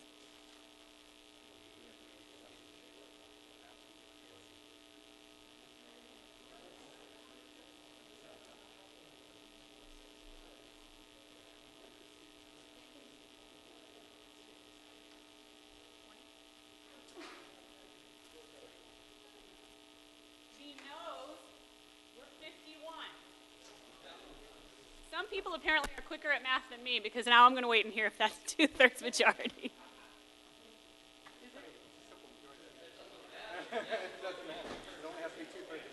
Oh, so nays have it. Math, man, math. I went to law school because of my math. All right, now we're skipping Article 13 because we already did that one. And we're on to Article 14. Now, Article 14 is the article where first I read the committee appointments. After I read the committee appointments, there's a few people who have either come to the organizational meeting that I badger you all to come to, or have reached out afterwards to indicate that they wanted to come before you and tell you what their particular organization is doing for the town. So this is an opportunity to hear what they have to say about what's been going on with their organizations for the last year. First thing, though, is the committee appointments. ADA Compliance Committee has 5 members plus town administrator, ex officio, and non-voting. The Corrections Advisory Committee has 3 members. Cultural Council, 9 members. Economic Development Committee, 7 members appointed jointly by the Board of Selectmen and the Planning Board. The Open Space Committee is 5 members as follows. 1 member to be a member or designee of the Recreation Commission, 1 member to be a member or designee of the Conservation Commission, 1 member to be appointed, 1 member to be a member or designee of the Planning Board, and the 2 others to be appointed jointly by the Planning Board and Conservation Commission. Next, we have the Public Safety Building Committee, 4 members appointed by the Board of Selectmen, plus the Chief of Police, plus the Fire Chief, Town Administrator, 1 member of the Board of Selectmen, and the Building Commissioner, ex officio and non-voting. School Building Committee is 5 members appointed by the Board of Selectmen, plus 2 members of the School Committee, School Superintendent, Town Administrator, and Building Commissioner, ex officio and non-voting. Zoning Bylaw Study Committee, 7 members appointed as follows. 3 members appointed by the Board of Selectmen, and 1 member or designee, each appointed by the Planning Board, Board of Health, Conservation Commission, I don't know why I keep doing that, and Zoning Board of Appeals, and Town Council and Building Commissioner, ex officio and non-voting. If anybody's interested in donating their time to the town, it's very, very rewarding. So, first up on the people who have something to say, David Rosenberg came to the organizational meeting, and while he does not currently have a committee, although he and I are in discussions about that, it's a story for another day, he did say that he wanted to get up and say something, and when he told me what it was, I thought it would be a great thing. So, Mr. Rosenberg is up first for a very brief statement. Thank you, Madam Moderator. This is a comment concerning the Treasurer Collector's Office. I want to pay my bills on time so as to avoid demand fees, late penalties, or interest payments. I want to pay bills on the last day that they are due so that I have control over my money for as long as possible and can earn whatever meager interest is available for as long as possible. I want to take care of bills when they arrive so that I don't have to remember to do anything or even think about them on the day they're due. Using the town's Unipay bill paying webpage, this wasn't possible with real estate bills because the town sends out bills for 2 quarterly payments at a time, and the webpage was only open for 1 quarter at a time. And in fact, I might not even be able to schedule either of those payments because the webpage sometimes was still set up for payments for the quarter previous to the 2 quarters being billed. When I was able to schedule a payment for the first newly billed quarter, that was only 1 quarter for which I could schedule a payment, and I'd have to remember to schedule a payment for the second newly billed quarter after the webpage had been reset to deal with that. Anne Marie Dugan in the Treasurer Collector's Office has modified the Unipay webpage so that different quarters are simultaneously accessible for separate and separately scheduled payments. Thus, when I receive a real estate tax bill, I now can go to the webpage and schedule the payments for each of the 2 quarters to be made on the days that those payments are due. I find this much more convenient, and I appreciate Anne Marie making that improvement. Thank you, Mr. Rosenberg. Let's clap. I think it's great. When so often people are coming to complain about what the folks who do in town do, I think it's nice to hear that somebody is doing their job, doing it well, and making things easier on the members of the community. Next, Mr. Bekanowski is going to have 5 minutes because he's assured me that he has 5 slides, and 5 slides equals 5 minutes, right? Oh, 6 slides. Sneaky. Anyway, we're going to see 6 slides from energy. Enjoy.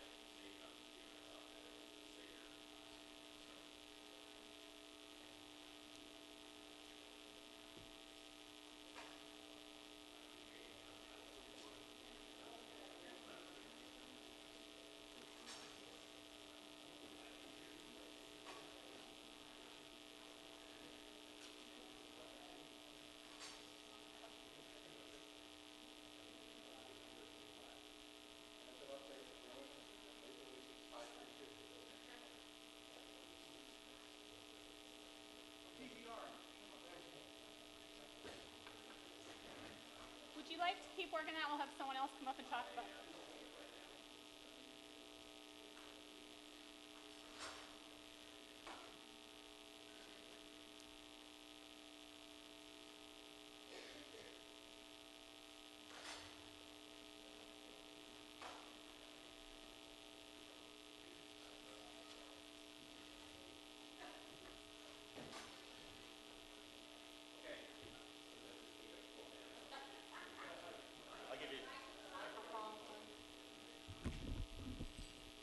It's okay, I'm going to hold it.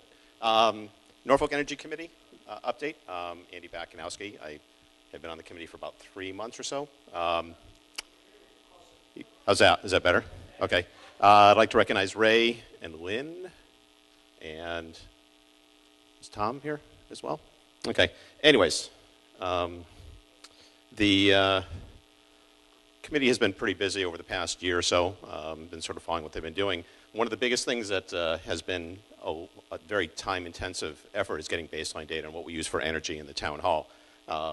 That's basically the critical thing that we need to look at making decisions going forward, because that's where we can identify savings and how quickly we can have savings. As you know, the landfill project is up and running since last summer. Last fall, LED program came out from the state. In about 2 days, we pulled together an application, and I'll talk about that briefly, but that is going to save the town some money. The Freeman Kennedy School is online now as well, and there is a photovoltaic system on there. And another presentation that was made is home energy audits, which I don't work for any utilities, but I work with some utilities. And unlike Mr. Hathaway said last night, that it's like working for the state. Actually, working with utilities is like getting a root canal with no Novocaine. It's painful. It really is painful.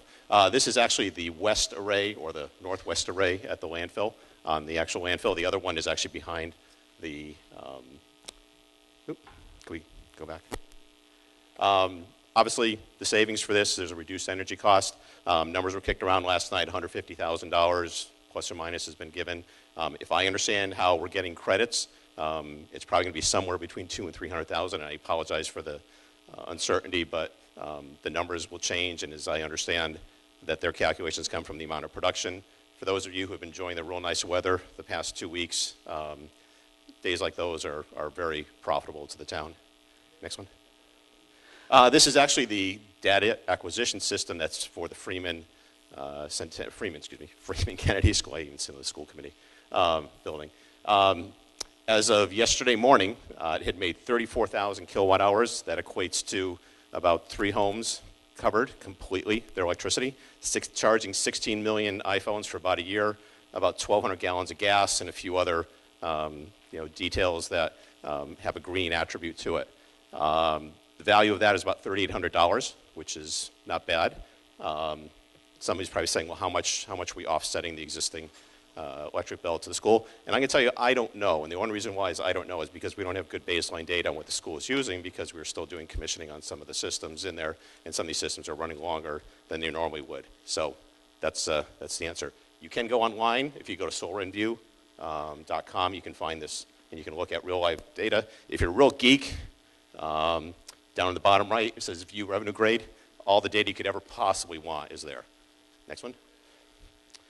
The LED bulbs, we basically got free bulbs from the for the town. There's an annual savings projected on the type of bulbs that were replaced and the energy cost to run those bulbs. So we're going to be saving about $3,000 by changing 115 light bulbs, which isn't bad. Next one. Our next steps.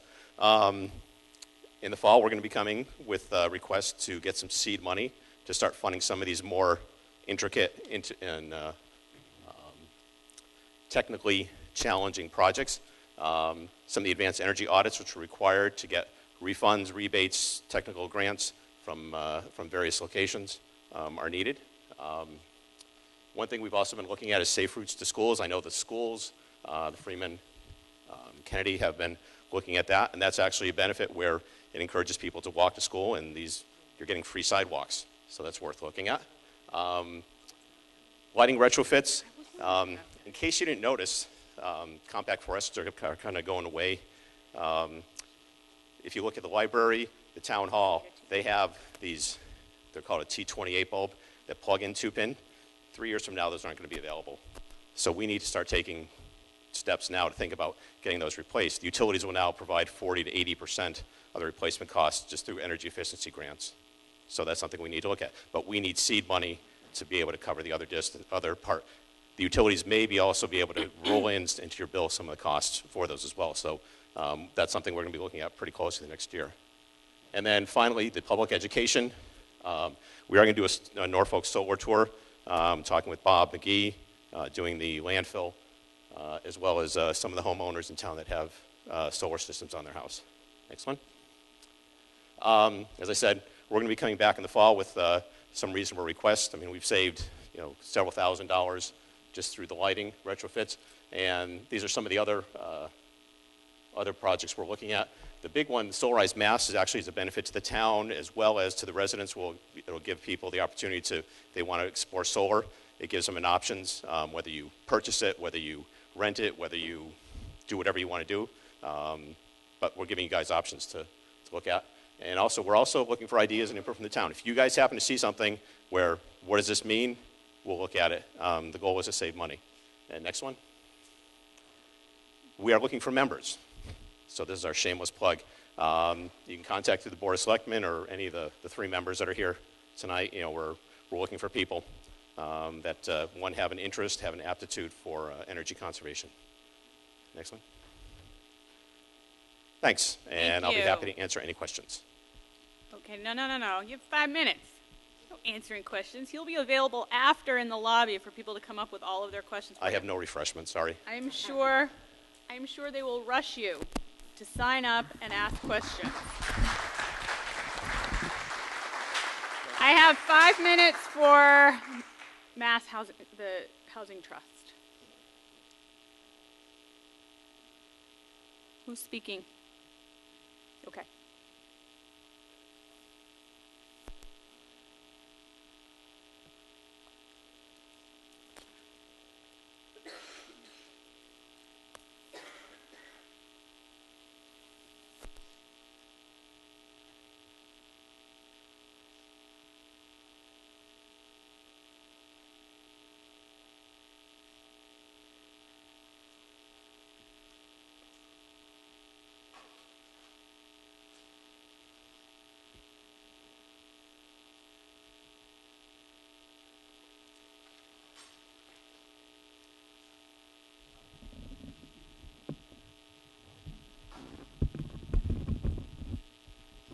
Madam Moderator, my name is Bill Crump, 46 Mass Ave, member of the Municipal Affordable Housing Trust in Norfolk here. We actually have a very good story today.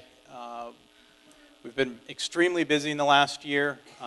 Last year when I stood up in front of you, between 2006 and 2011, we had only developed 1 affordable housing unit in town. That was on Leland. Since then, we've been extremely busy. Let me go through the process, though, first, identifying who the members of the trust are. Scott Dittrich, who's unfortunately not here this evening, is our chairman. Jim Lehan, one of the Board of Selectmen representatives. Mark Henney, Bill Conklin, Tom Cleverton, Sandy Smith, myself, and Sue Jacobson, who is our housing coordinator. A couple of quick questions. Some people may have heard me say this in the past. Just want to give a kind of a brief overview as to what affordable housing is. Affordable housing applies to those that fall at or below the 80% of the median income level for the area. An example of that, a family of 4 must have earned income not to exceed approximately $65,000 a year, must not exceed $75,000 in assets.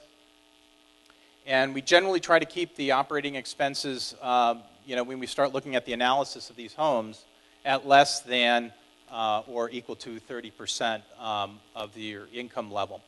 So approximately in a family of 4, you're talking about $19,800 a year for housing costs. All homes that are part of our program are deed restricted. They run in perpetuity with the property. That means they will never be turned over to anything other than affordable housing. Some of the benefits to affordable housing: puts properties on the tax roll, increasing revenue to the town, adds units to our affordable housing inventory, which is important for 40B, which we've heard a lot about this evening, strengthens the town's standing within the Commonwealth as a community actively pursuing affordable housing.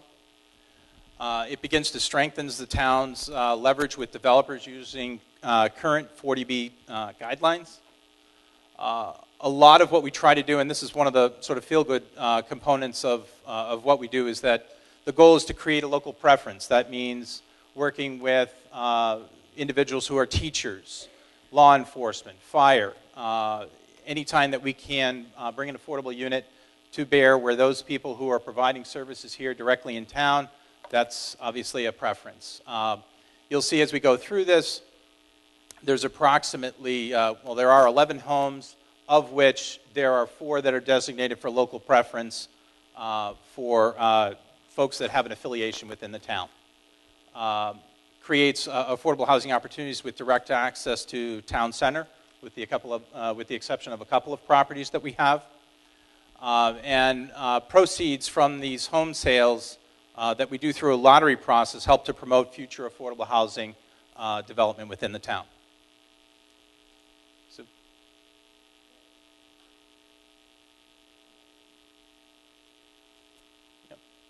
next. Okay. So current status. A lot of what we've done has really taken place in the last year. We've been extremely busy from 2006 to 2011. Unfortunately, only got one house off the ground. Since then, we've now brought into the fold, you'll see 10 homes. We conducted our first lottery last year. We are planning to conduct our second lottery this July. We've purchased a 3-bedroom home at 7 Old Populatic and sold that through the lottery system. Built and sold the 3-bedroom home previously on Gump's property at 47 Rockwood. Built and sold a 3-bedroom at 82 Main next to the church. Purchased a 3-bedroom home at 98 Cleveland Street. We'll have a new family occupying that hopefully after the next lottery in July. Purchased a 3-bedroom home at 76 North Street, and we'll have a new family hopefully occupying that as well in July or after that lottery. Built and sold a new 2-bedroom at 24 Mirror Lake, which I believe is going to be closed Friday. And built and sold the 4-bedroom at 25 Boardman, which is right at the corner of 115 and Boardman. Just want to quickly run through some of the pictures, which hopefully will give you kind of a flavor of what affordable housing currently looks like in Norfolk. This is 7 Old Populatic. Sorry. This is the old Gump's property. You can see what had previously existed, some of the demo, and now the after picture. This is 25 Boardman right around the corner as part of that whole Gump's property development that we've been doing. 6 Medway, which is in the process of being developed. 6 Medway and 18 Medway are anticipated to start construction sometime around July or August and hopefully be ready by the end of this year. This is the 24 Mirror Lake that obviously had a very rundown, boarded up home. It's going through the demo process, and as of Friday, we hope we'll put in a family which can enjoy that house. 82 Main, right next to the church. This is what was previously there. As some of you may remember, we burned this house down as part of an exercise and put in place. Thank you. Any questions or comments relative to Article 15? Seeing no one at a microphone, all of those in favor of approval of Article 15, please say aye. Aye. Opposed? It is unanimous. 2/3 was required. Article 16. Madam Moderator, I move to approve Article 16 as printed in the warrant. So, Article 16 is another standard article that we have each year. This involves all the revolving funds for the town.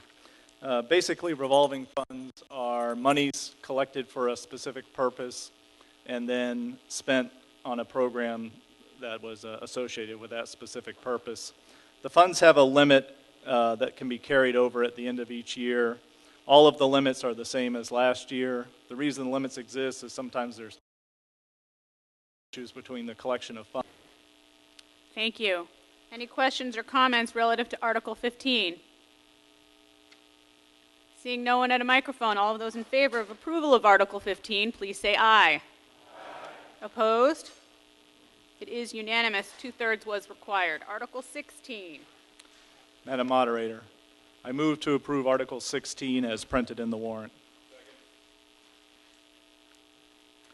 So, Article 16 is another standard article that we have each year. This involves all the revolving funds for the town. Basically, revolving funds are monies collected for us on a program that was associated with that specific purpose. The funds have a limit that can be carried over at the end of each year. All of the limits are the same as last year. The reason the limits exist is sometimes there's timing issues between the collection of funds and the disbursement of the monies. Anyone with any questions or comments relative to Article 16? Seeing no one approaching a microphone, all of those in favor of approval of Article 16 as presented in the warrant, please say aye. Aye. Opposed? It is unanimous. Majority was required. Article 17. Madam Moderator, I move to approve Article 17 as printed in the warrant. Again, another standard article. This one authorizes the Board of Selectmen to accept any monies received through grants, and this relates to the general fund. Anyone with any questions or comments relative to Article 17? Seeing none, all of those in favor of approval of Article 17, please say aye. Aye. Opposed? It is unanimous. A majority was required. Article 18. Madam Moderator, I move to approve Article 18 as printed in the warrant.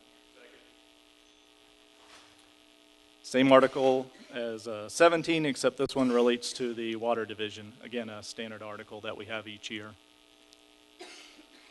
Anyone with any questions relative to Article 18? Seeing none, all of those in favor of approval of Article 18 as presented in the warrant, please say aye. Aye. Opposed? It is unanimous. A majority was required. Article 19. Madam Moderator, I move to approve Article 19 as printed in the warrant. The town's approval would allow the CPC to fund in the amount of $350,000 the rehabilitation of the H. Olive Day School playground. This money will be used to replace aging playground equipment and sorely needed updating of the grounds. Funding this project is by the CPC and will have no impact to our taxes. This is already contributed to by taxes to the CPC, and now we're in need to find projects to fund, such as the H. Olive Day School playground. I have a notation here that there was someone who was going to speak for 5 minutes relative to this. And that looks to be is it Mrs. Balfour that is going to speak? Oh, you're all going to speak. Wow.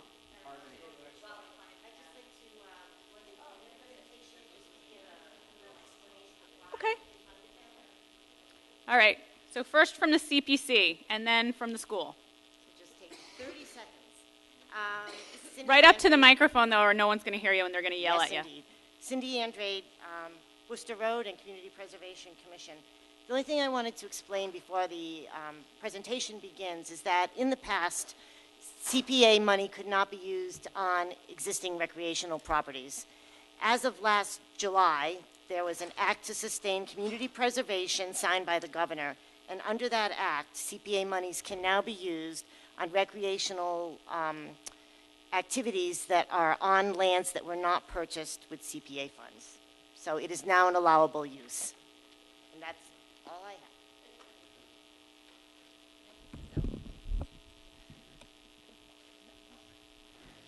Okay, so I'm Ingrid Alardi, the superintendent in Norfolk, and first of all, I just wanted to thank all of you for your public support last night of the Norfolk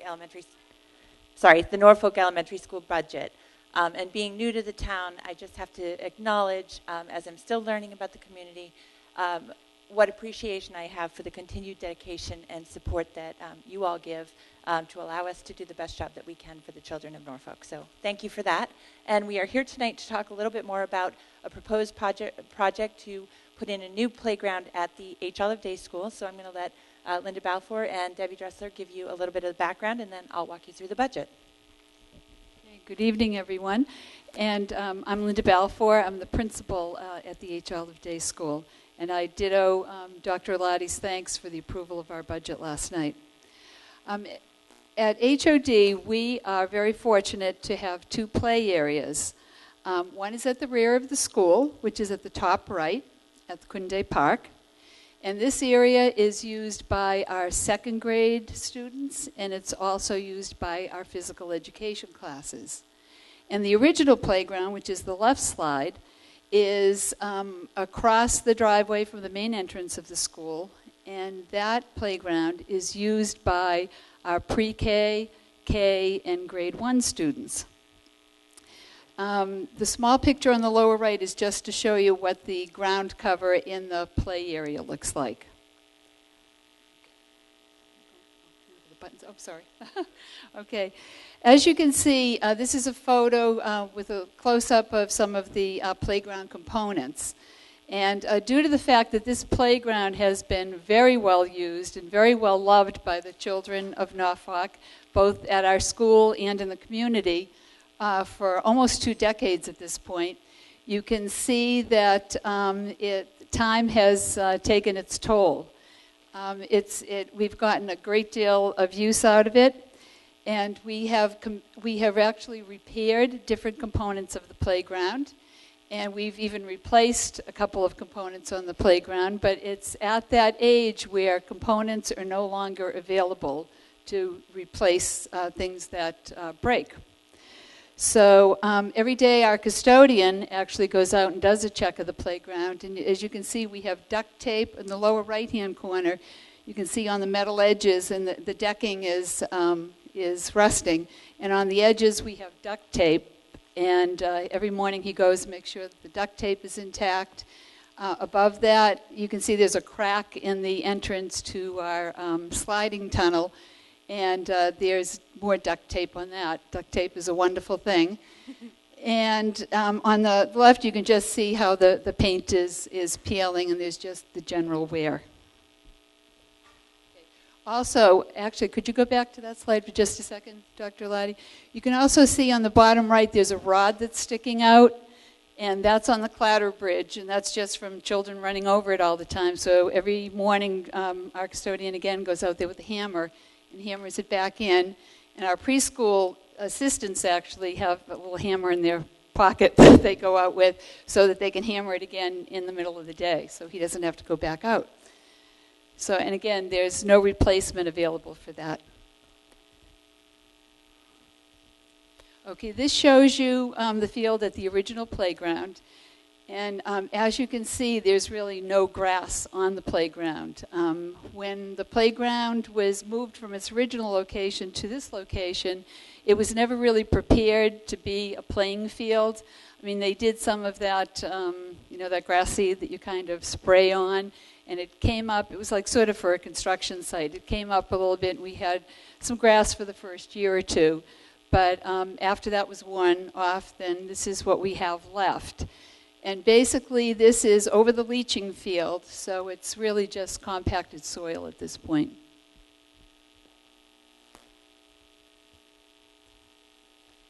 And this shows you the proposed design for the new playground, which will incorporate one structure that will be appropriate mostly for our pre-K, our 3- and 4-year-olds, and our kindergarten students, and another one that will be more appropriate for the older kindergarten students and first grade students and second grade students.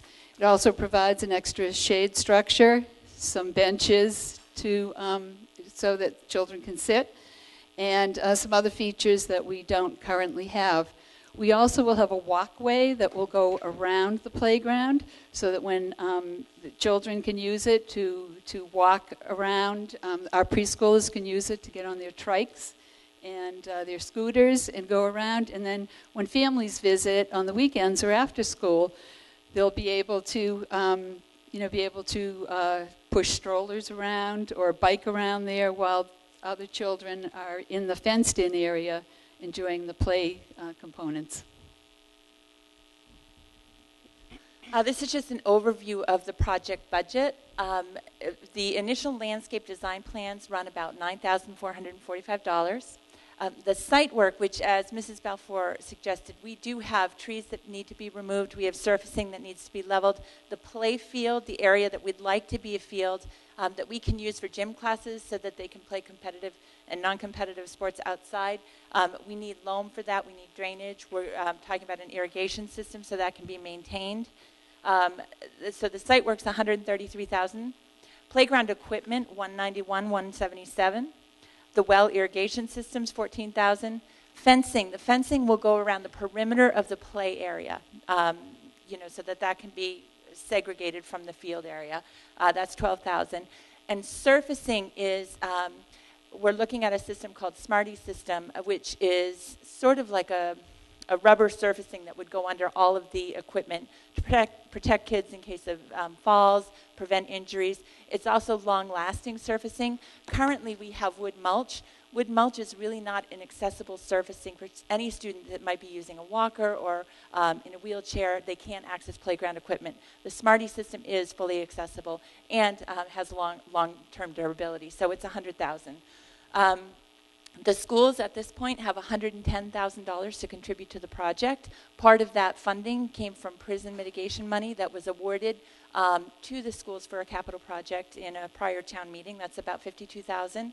We do have some money from a trust fund, and the trust has a specific charter as to what those funds can be used for. And then we have a small amount of savings in this year's operating budget that has to be expended by June 30th. That's how we have the school contribution. We have requested $350,000 from CPC, which would give us a total of $460,000 and would fund the full project, installation of the playground equipment, fencing, irrigation system, and a full play field. And the advantage to us is we're so fortunate to have, a wonderful play area behind the school. It's very well used. But it is a school of 400 children. Most schools that size do have 2 play areas. We do have a preschool population of much younger children that need different kinds of equipment available. And also we want to be able to have our gym classes be running during the school day while recesses are also happening. So we need the 2 areas for that. Thank you very Thank much.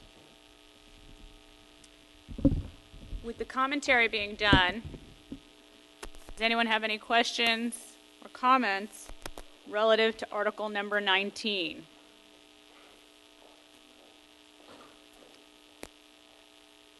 Hi, Jeff Berkner, 3 Wampanoag.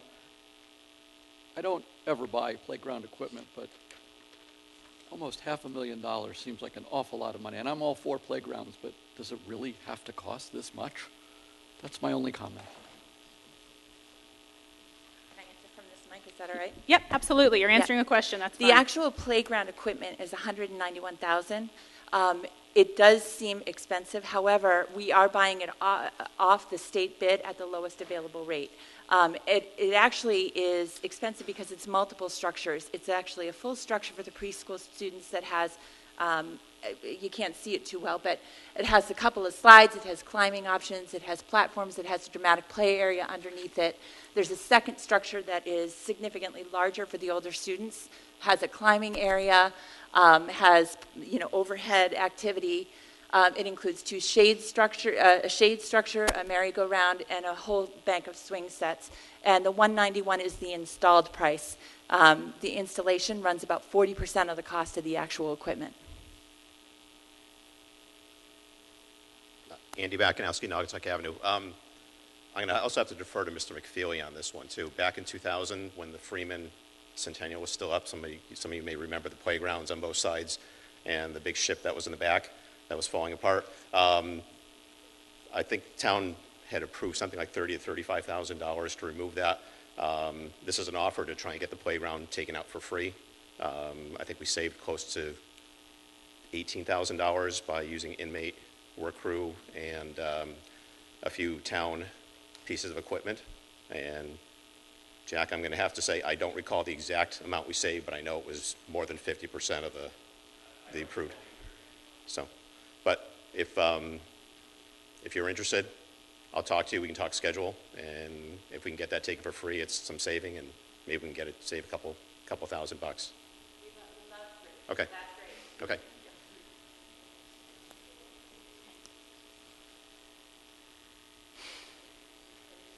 You may. I'm Eric Linter. I live at 143 North Street, and I'm just wondering what materials these playground structures are made from. Are they manufactured here in the United States? What is the life expectancy of them? And I would add that I am of a certain age, but when I was a kid, the playgrounds were largely worn to the point of being bare anyway. I'm not sure that irrigation and fancy lawns is a necessity for a second grader to be playing on. And it seems like a hell of a lot of money to me, so thanks.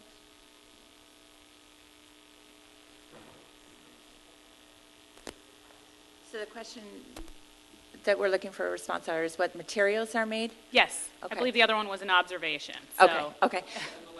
And no shouting. Okay, Andy, in terms of the life expectancy, I think the equipment is 15 to 20. If you could bring the mic closer to you. Yep, Sorry. I'm sorry. I believe the life expectancy of the equipment is 15 to 20 years. Most of the equipment is made out of metal or high endurance plastic. I don't have the details of all of it. Do you want to add to that? Hello, I'm Ann Proto. I'm the Recreation Director. I also live in town, and I am a certified playground inspector. So I can answer some of the questions. And I'm not sure of the gentleman who said that I think a lot of people are thinking that playground equipment is very expensive. And you're Into the mic, please. You're absolutely right. The playground equipment is very expensive. It is made of galvanized steel. It's powder coated. It meets the current ASTM standards, and there are new ADA guidelines in place as of last year that have to be met. So we can talk about surfacing, and that's really important for the ADA guidelines. I mean, I know of a child, I know of more than one child that have gone to that school and have not been able to use a playground because they can't get to the equipment. And they can't, even with help, because they can't get a walker through it. If anyone has any question about how difficult that is to watch, it only takes one time. So that's the surfacing, in fact, is also very expensive, but it meets the equipment, it meets the ADA guidelines, and it is a surfacing called Smarty. It doesn't freeze. It meets the attenuation factors that are very important, and it's fall factors. I mean, everything's tested out, and I can give you the G-max force of it. I mean, it's got a 17-foot fall height in order to meet the G-max that's required. And I will tell you, this is, I mean, and it exceeds it. But it's always better to be safe. There are 250,000 kids that get hurt on playgrounds every year. It's not something that can be taken lightly. We don't want our children to be hurt. We want them to be in a safe environment. Going back to the equipment, the actual equipment, guarantees are, I think 15 years, and I have to tell you, please don't hold me to that because I'm honestly just not remembering exactly off the top of my head. But the landscape structures, if you look at landscape structures, they are the primary provider of the equipment that is being purchased. They are one of the top people who make playground equipment. There are other companies that also make very good play equipment, and probably 5 or 6 that are leading. None of them are inexpensive. There's not a cheap option. Imagine having, you have playground equipment. You think about the playground equipment in the back of your yard. Now put 600 kids on it every day for 5 hours. How does it have to hold up? I mean, imagine that happening. It's going to be very heavy gauge steel. And it's expensive. And it has to be installed in a very particular way. There are certified people that install it. It's not something that, although it can be done with supervision, I will say that, it can be done with supervision, but as long as you have someone guiding them, because it's exacting. And the playground equipment that's there, literally, I mean, there's duct tape on it, and I know that because I've put it on it.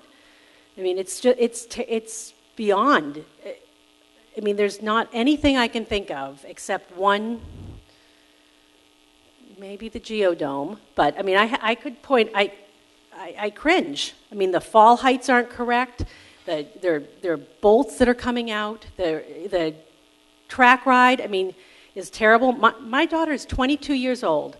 When she played on that playground, just not the actual playground itself, when we did field day, we were in a dust bowl because there's no dirt there. There's 2 inches of dirt on huge concrete slabs.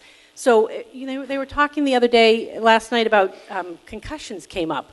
Let's talk about falling down on rock-hard dirt that's on top of concrete slabs. And it's not because it wasn't taken care of. It was because it was never built correctly.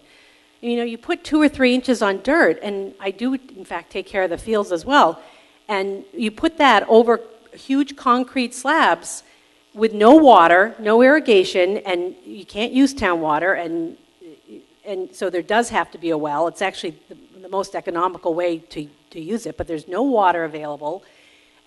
You're never going to grow grass. You have 300 kids, half the kids that go to that school. Ms. Proto, I think we've kind of gone beyond the question. That's okay. But don't go anywhere, because there was a portion of the question that was not answered. That was the country of origin of the manufacturer. Where is the playground equipment manufactured? And if you don't know now, I'm sure you can provide it to the person of interest later. Well, I know Landscape Structures is an American company, but I will look that up. I'll try to do it right. Thank you. Any other questions or comments relative to Article 19, since nobody's been strolling down to a microphone? She has. Can you state your name and your town, your street? My name is Lisa Cannon. I live on Freedom Trail. I'm here as a proponent for the new playground. Can you hear me? There's a couple other programs that the school is trying to provide. One is an after-school program that also uses this playground to keep our kids safe and supervised after school, to have them have a place to play. Another thing we're trying to do is keep more kids in the district, more kids with severe disabilities, and to accommodate, through the Americans with Disabilities Act, these children that we want to keep in the school system, so we don't have to pay for private school. You need to have a playground that's accessible. My son's been there for 4 years. He is in a wheelchair, very limited accessibility. Thank you. Thank you. Mr. Butters, next up at the microphone. I guess I had a up question. Close. I'm sorry. Up close to the microphone. I guess I had a question, or not necessarily a concern. I certainly support this, but you said like 40% of the cost of the equipment is installation. I'm in an industry where, people just tag on a percentage of the cost on something just arbitrarily. Has really nothing to do with the value or or what you get out of that. And I take a look at $80,000 and I realize, we could have a town planner that could potentially, take a look at something we're buying like that and say, you know what, I can save you $30,000, because my experience also dealing with the state and federal government is, these people are buying off of bids. And honestly, here's a scenario, and sorry to take the time to say this, but we were dealing with one of the states, and the product that we were selling, the pricing actually went down. The state contract was at a higher price, and the person that was buying the product from us said, he said, if you sell that to me at a lower cost, he said, we'll have to go out for bid again. He said, so can you sell it to us at the higher cost? Well, certainly we did. We said, that was my approval. I said, yes, we can do that. So I guess my point is, I think if we take a look at, items like this, I'm certainly all for this. When I was a kid, we had great playgrounds, but, you're talking money like that. I think we ought to maybe scrutinize some things like this and take out, try to take out that $80,000. You said with supervision, possibly it could get installed. Well, I'll volunteer a day and I'll go out and, help somebody. And maybe we can add a town planner or something like that. So that's just a comment. Not that I'm against it at all. In fact, I'm all for it, other than just my comment. Thank you. No. There's someone else coming to a microphone who may have a question for you that you could sort of tag it on to. Marguerite Kevorkian Berkner, Wampanoag. I guess I have comments and questions. I want to address community preservation because we're talking about that within this article, correct? So I wish that I knew when we were talking about Old Gump's Farm with regards to the recreation facility there now, because this area is darn close to that area, and now we're going to have two huge projects over $500,000 spent on recreation equipment, site, etc. To me, that makes absolutely no sense. The second thing is somebody had mentioned the surface area and that it was going to sustain winter and cold and ice and so on. But does that mean that the snow can be covered 2 feet? Or does that mean that the surface has to be shoveled, which is now man-hours? And so I bring this up in terms of man-hours because we always seem to assume that DPW is going to take care of everything, whether it be things that are priorities or things that are not priorities. And I think that, well, that's it for now. Okay. Thank you. Next at the mic. Did you have a question that Ann? Yeah, I was going to say she kind of had a question for Ann first. Okay. Yeah. Just regarding the shoveling and such. So DPW is wonderful when they do maintain the current kids' place now, and they rake out the fibar and they use some sand. We have never shoveled a playground, and we will not shovel a playground. But there are many cold days, and sort of depends on the winter. I mean, if there's snow, then you don't necessarily play on the playground. But it's if you don't want to go through the snow. But there are many times in the cold, when it's cold, that you can play on a playground, and this surfacing does not freeze because it's made of recycled tires. Does that answer your question? Oh, no. It's Sorry. not a conversation. Okay. She can come back down and she can tell you what else she wants to know for her second time at the microphone, although if it's really clarification the first, I'll give it to you. It is a clarification. So I guess my question is, there are always instructions in terms of anything. And we're talking about it lasting 10 to 20 years. So does it last 10 to 20 years when the ground is cold but not snowy and wet? And on the small print, does it say that it has to be shoveled or taken care of, or some kind of coating, that kind of thing, which will, again, add costs?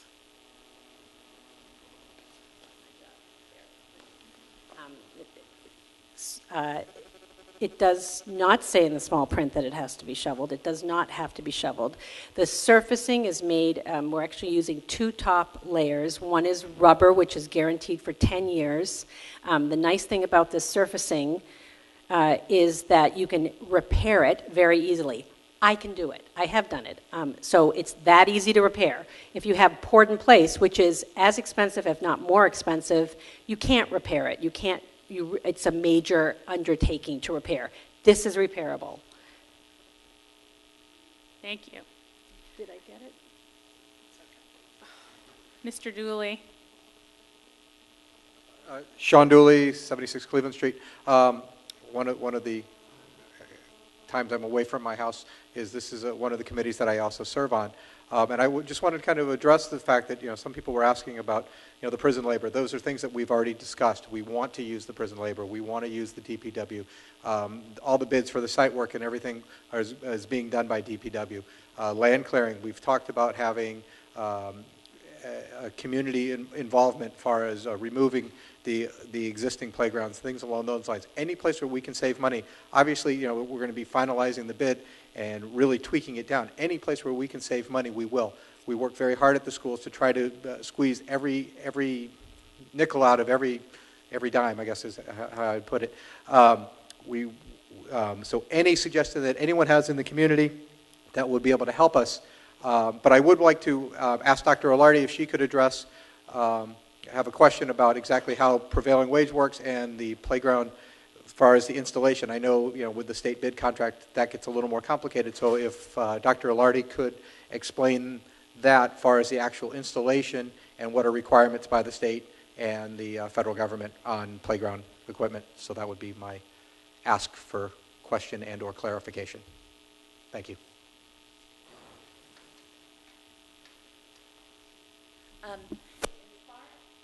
me? Sorry. As far as the surfacing goes and that SMARTY system, I think as Ann mentioned, we can have prison labor or other groups install that surfacing area with supervision. As far as the actual playground equipment, we have to have certified playground installers put that in. So that's part of the cost of the installation. We also have to pay prevailing wage. So the 40% has to do with the fact that we need a certified licensed playground installer to put the equipment in. We can't bring in prison labor or volunteer for that. And we do have to pay the prevailing wage. So the installation costs are, higher for the equipment than it could be for the surfacing, where we might be able to be more creative about that. Thank you. No, there's someone ahead of you. Hi, Austin Cannon, 33 Freedom Trail. I guess one thing is when you do put the bid together, if you are concerned about the money, maybe you can put some add alters into the bid. So at least you can get some of the playground in there. And also 400 grand over 20 years to make this ADA compliant doesn't sound like a big deal to me. Thank you. Yep. Hi, Jeff Berkner again. Can we go back to the slide that had the amounts? You're going to need to speak a little bit. Okay. No, not that. No. The bid. That one. I noticed that since the time this was printed, the cost has gone up some $10,000, and I was wondering why that is. And can we be assured that by the time this gets installed that it won't go up some more? Thank you. Dr. Lardy?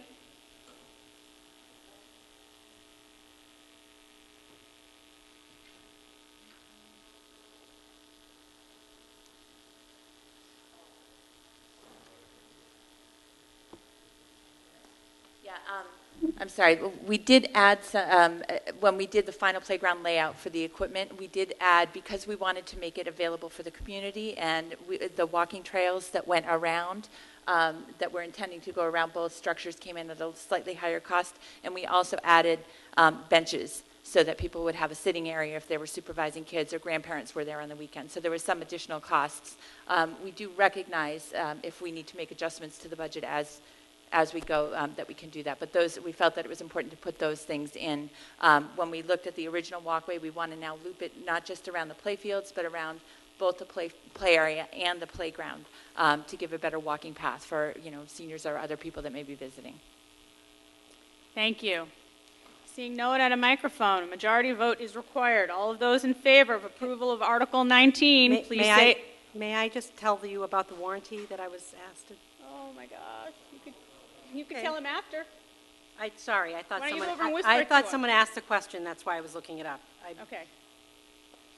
All of those in favor of Article 19, please say aye. Aye. Opposed? Majority was required. The ayes have it. He just likes to vote no. Huh? Oh, okay. Article 20. Madam Moderator, I move to approve Article 20 as printed in the warrant. Approval of this article grants the Board of Selectmen the authority to sell Old Town Hall. Madam Moderator, I move to amend Article 20 for indefinite postponement. Second. There is currently a motion for indefinite postponement of this article. All of those in favor, please say aye. Aye. All of those opposed? It is unanimous. Article 20, indefinitely postponed. Lisa Curl, nice job. Woo! We're flying now. Article 21. Madam Moderator, I move to approve Article 21 as printed in the warrant. An annual article to provide $35,000 from the community preservation budget to cover their administrative and operating expenses. Seeing no one at a microphone with a question or comment relative to Article 21, all of those in favor of approval of Article 21, please say aye. Opposed? It is unanimous. A majority was required. Article 22.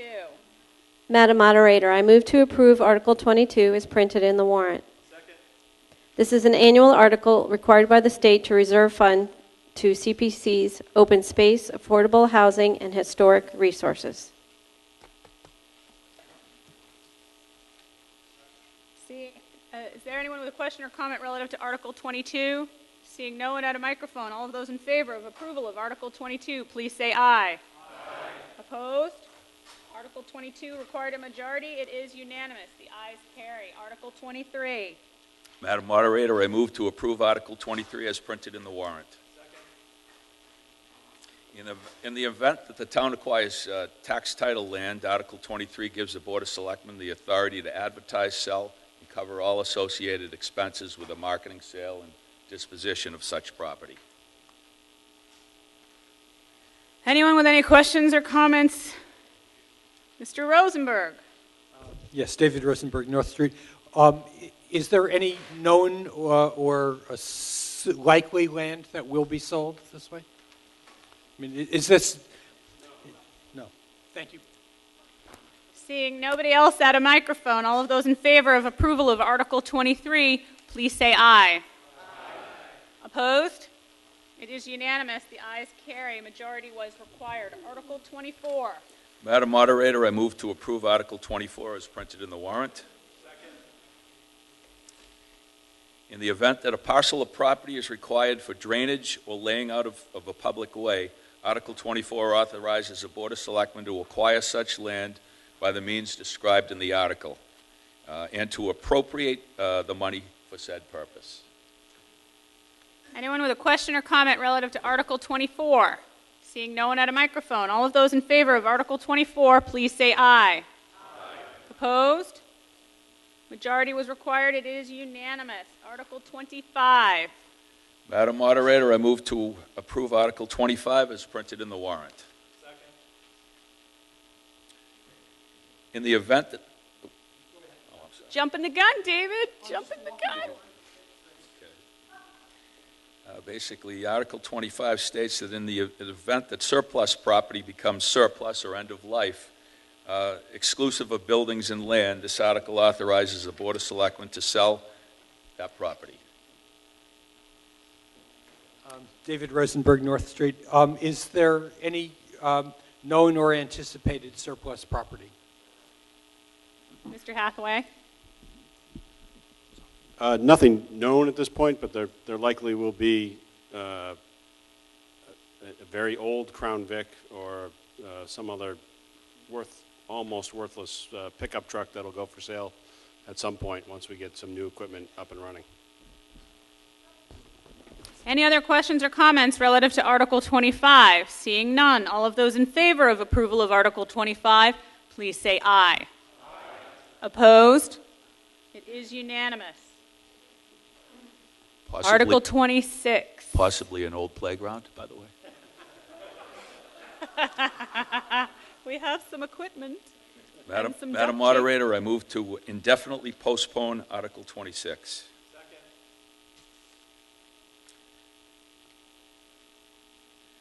It was basically deemed by the board, our board, that the needs of the town clerk's office should be actually shouldn't be restricted or governed by its own receipts.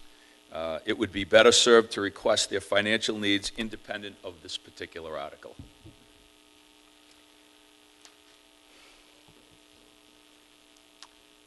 David Rosenberg, North Street. I'd appreciate hearing the town clerk's position on this recommendation. On the recommendation for indefinite postponement? Yes. You may. I'm in favor of this. I originally proposed the article because last year when we originally did the proposal for funding of the scanning of documents, some people on the advisory board asked me come up with a solution for ongoing payments. So I polled a lot of other town clerks around the state, and this is what they used. They decided, since the amount was relatively minimal, it was to roughly $1,000 a year, they said they would rather have me put it in my budget as opposed to creating a separate account. And I'm perfectly fine with that. I was just trying to come up with a solution. Any other questions or comments relative to the motion to indefinitely postpone Article 26? Seeing none, all of those in favor of indefinite postponement, please say aye. Aye. Opposed? Majority was required. It is unanimous. Article 27.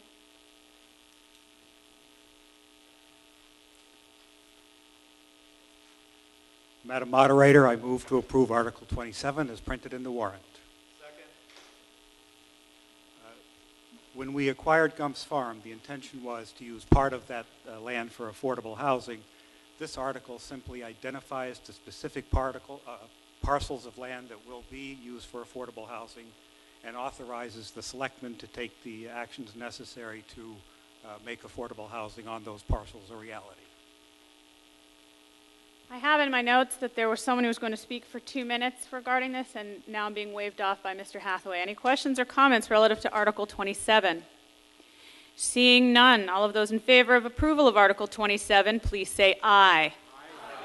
Opposed? It is unanimous. 2/3 was required to carry it. The ayes have it. Madam Moderator, I move to dissolve this town meeting. All of those in favor of dissolution, please say aye. Opposed? Have a great night. So no pajama day, I guess.